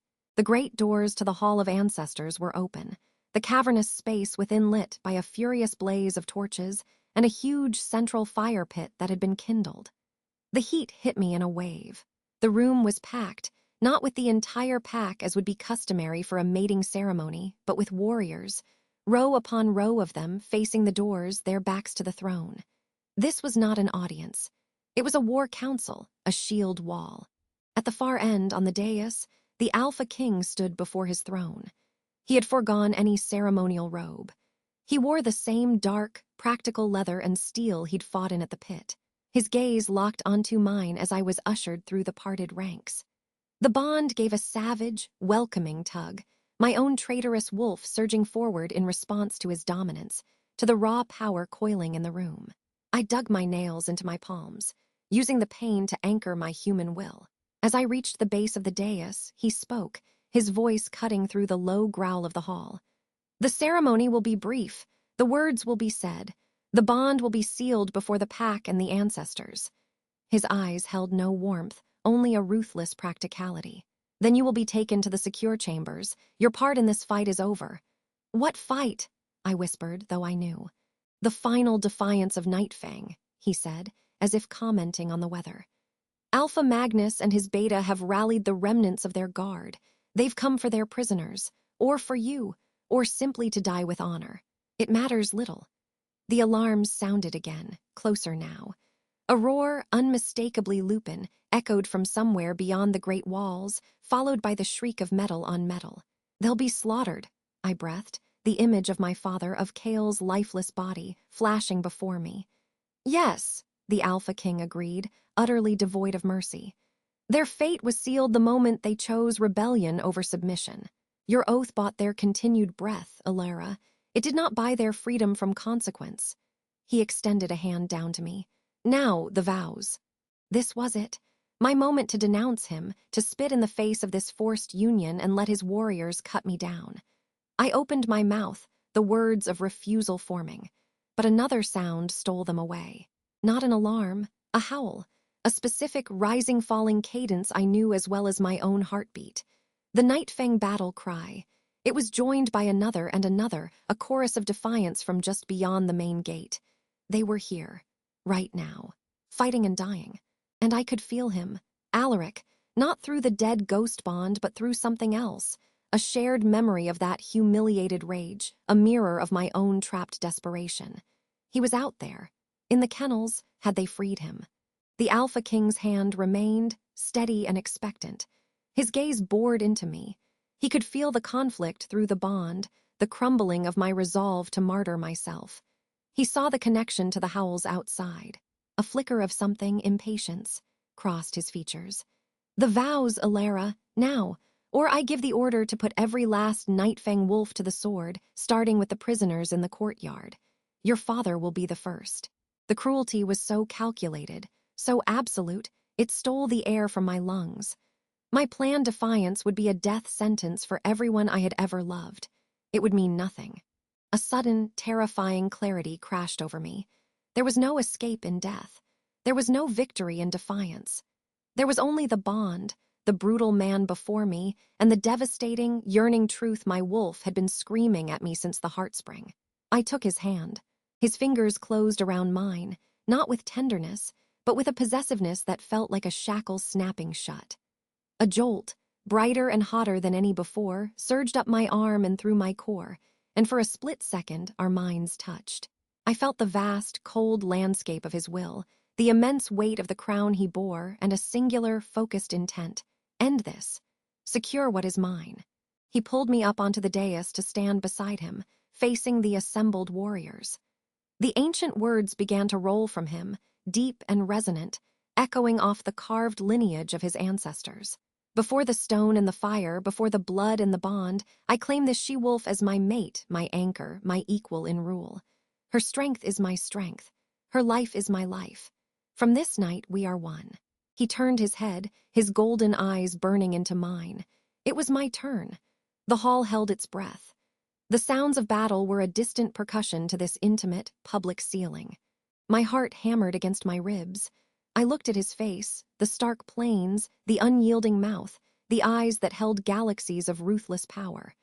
I thought of my father's resigned blessing at the blood moon. I thought of Alaric's entitled rage.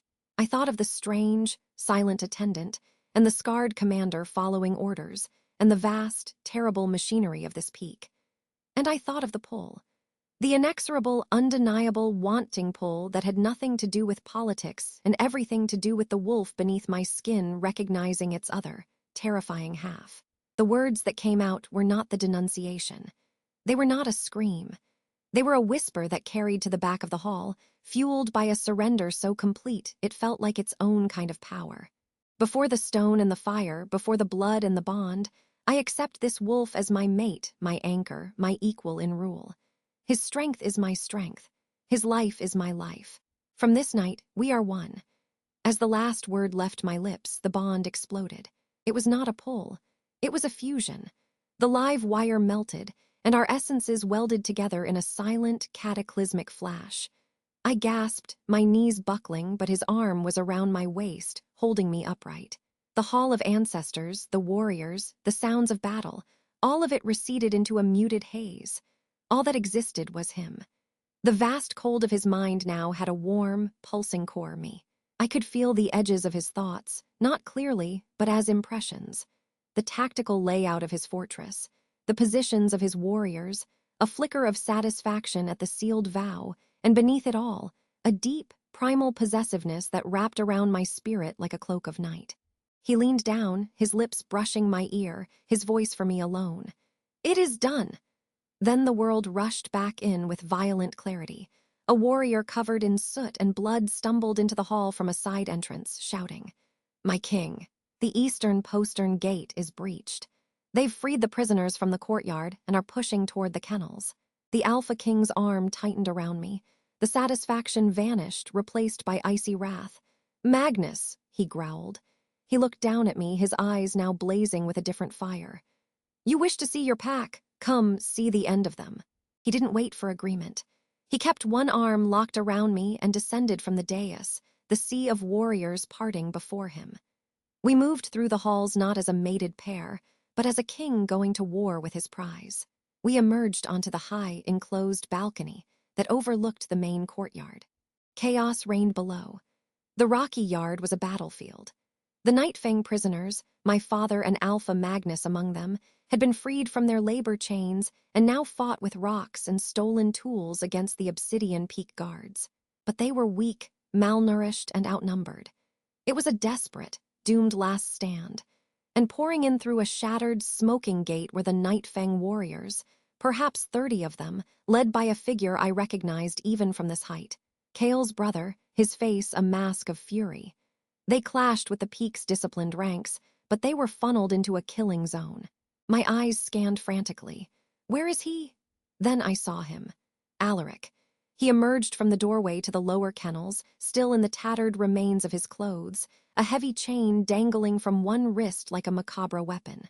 His eyes were pure, feral amber. He moved with a predator's grace, heading not for the main fight, but toward the base of the keep itself. Toward us.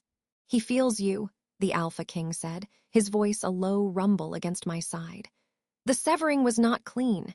He is a rabid thing, drawn to the scent of what he thinks is his." Before I could respond, a new sound rose, a deep, shuddering crack from within the mountain itself.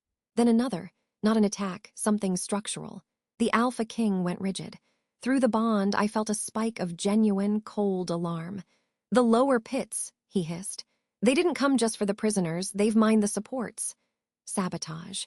A final, suicidal blow to Obsidian Peak itself.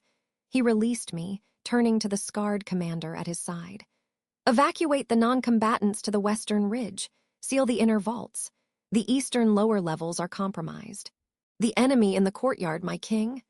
The Alpha King looked over the balcony, his gaze finding Alpha Magnus, who was now holding a fallen warrior's sword, standing back to back with my father Fenrir. "Finish it," he said, the words final as a headsman's axe.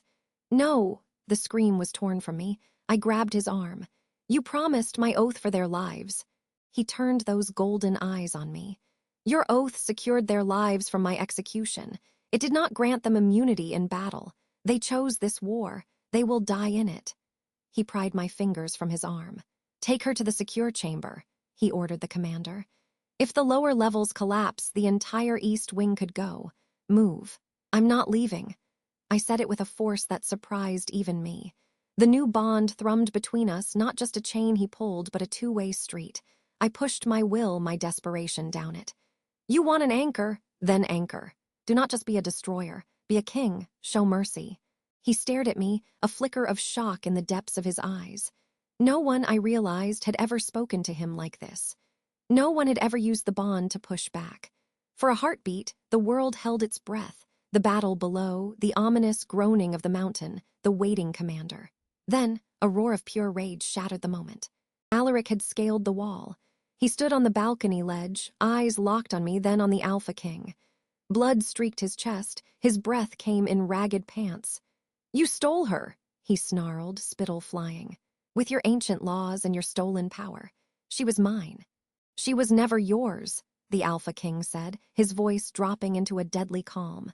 He subtly shifted, placing his body between me and Alaric. She was a tool for your ambition. Now she is my mate. You are a ghost, Alaric, a remnant. And it is time for you to fade. Alaric's form blurred, bones cracking, fur erupting. He shifted mid-leap, a massive, silver-furred wolf launching himself not at the Alpha King, but directly at me. Time seemed to slow. I saw the gaping maw, the rows of teeth, the madness in his amber eyes. I felt the Alpha King's own shift begin, a torrent of power about to be unleashed. But I didn't cower. The bond was a roaring river in my veins. My own wolf, no longer conflicted, no longer yearning in dreams, rose up in fierce, protective clarity. Mine, she snarled, not at Alaric but at the dark power beside me. Ours. I didn't shift. I stepped forward into the path of the leaping wolf and I screamed. It wasn't a scream of fear. It was a command, infused with every ounce of the new, fused bond. The authority of the Alpha King's mate, the desperation of Elara of Nightfang, the finality of the vows just spoken. Enough. The power of it was not physical. It was spiritual. It was the sound of the bond itself, reverberating through the stone of Obsidian Peak. It hit Alaric like a physical wall. He crashed to the balcony floor at my feet, his shift reversing in a painful, crumpling heap of man and broken will. He writhed, clutching his head, a low whine of utter defeat escaping his lips. Silence. The battle in the courtyard below had stalled, wolves and men looking up, feeling the psychic shockwave. I was trembling, the effort leaving me hollow. I looked down at Alaric, the boy I'd feared, the claim I'd run from. There was nothing left but a broken shell. The ghost bond was gone, truly gone, seared away by the finality of my mated power. I turned to the Alpha King. He was fully shifted, a colossal wolf of shadow and obsidian, larger than any I had ever seen, his golden eyes wide with a look I could not name. Awe, fury, possession, respect. He shifted back, the transformation seamless. He was breathing heavily, staring at me as if seeing me for the first time. Another deep crack from the mountain, followed by the roar of collapsing stone. The east wing, the lower pits. He made his decision. His voice, when it came, was hoarse but carried over the courtyard. Cease! The fighting below stuttered to a halt. All eyes turned upward. Alpha Magnus, Beta Fenrir, he boomed. Your rebellion ends now. Lay down your arms. Your lives are forfeit, but your pax is not. Continue, and I will wipe the name of Nightfang from the territory maps forever. Submit, and you will live as prisoners of the crown, but your line continues. Choose. The utter stillness below was profound. I saw my father look at Alpha Magnus. Magnus, his sword bloodied, his shoulders heaving, looked up at the balcony. His eyes found me standing beside the king, the velvet cloak over my ceremonial shift, Alaric broken at my feet. He saw the truth. The mating was sealed. The bond was absolute. His daughter was the Alpha Queen. His sword clattered to the stones. One by one, the Nightfang warriors followed suit. The Alpha King nodded to his commander. Take them, all of them. Secure them in the western hold. The mountain is unstable. He then looked at Alaric, who was being dragged to his feet by two peak warriors. Put him with them. He is no longer a threat. He finally turned to me. The battle light was fading from his eyes, replaced by an intensity that was even more terrifying. The bond between us was quiet now, but immense, a settled, deep connection like the roots of the mountain itself. You, he began, then stopped, as if words failed him. He reached out and touched my cheek, his thumb brushing away a tear I hadn't known I'd shed. The gesture was so unexpectedly gentle it stole my breath. You anchored me. It wasn't gratitude. It was a realization, a confirmation. The scarred commander approached cautiously. My king, the East Wing evacuation is complete. The structural collapse is contained to the lower pits and the old kennels. The main keep is secure. The Alpha King nodded, his hand still cupping my face. And the ceremony. The commander allowed himself a small, grim smile. Witnessed by the entire warrior cadre, my king. The bond was sealed before the ancestors in the heart of the storm. None can dispute it. Good. He finally lowered his hand, but his gaze never left mine. Take your queen to my chambers, not the secure room. My chambers, post a guard. Let no one disturb us. He was leaving, to oversee the containment, the prisoners, the stability of his realm. But the order, the possession in his words, was different now. It was not the command of a king to a ward. It was the statement of a mate to his other half. As the commander gently guided me away, the Alpha King spoke once more, his voice carrying back to me. We will rule this night, Elara, and every night that follows. I was led not through the grand halls, but through quiet, inner passages. The sounds of the mountain's painful groans faded. The scent of smoke and blood was replaced by the familiar, clean cold of obsidian and the faint, masculine scent of him, pine and frost and dark earth. His chambers were as I remembered. The fireplace, the oak table, the vast window overlooking the now quiet, torchlit peaks. The female attendant was there, her eyes wide. She helped me remove the heavy cloak. The thin, ceremonial shift remained. She brought a goblet of water and a blanket, then silently withdrew. I stood by the window, looking out at the territory I had helped save and conquer in the same breath. The bond was a quiet, profound presence in my chest, a completed circuit. There was no more conflict. The war outside was over. The war inside me was over. My wolf was content, curled around the essence of her mate, a dark king who had been shown mercy by his anchor. A long time later, the door opened. He entered alone. He had washed the battle from his skin and wore simple, dark trousers. His torso was bare, revealing the powerful musculature and the old scars of a warrior. His eyes found me by the window. No words were needed. The bond said everything. The hunger, the possession, the respect, the terrifying, uncharted territory of a true union. He crossed the room, stopping before me. He didn't touch me, just studied my face in the firelight. You could have let him kill you, he said quietly. Or let me kill him. You chose a third path, our path. You listened, I whispered. I felt you, he corrected, his hand finally rising to trace the line of my jaw. Through the bond, it is not a leash, Elara, it is a bridge, and you crossed it first. His kiss was not like the first, a calculated claim by a stranger in a moonlit park. This was a sealing, a promise. It was the taste of night and power and a future forged in fire and blood and an unexpected, hard-won mercy. It was the kiss of the Alpha King and his queen. And as the last of the alarms fell silent and the mountains settled around us, I kissed him back, my anchor, my mate, my beginning and my end. The escape was over. The ritual was complete. This was the new law. This was our reign.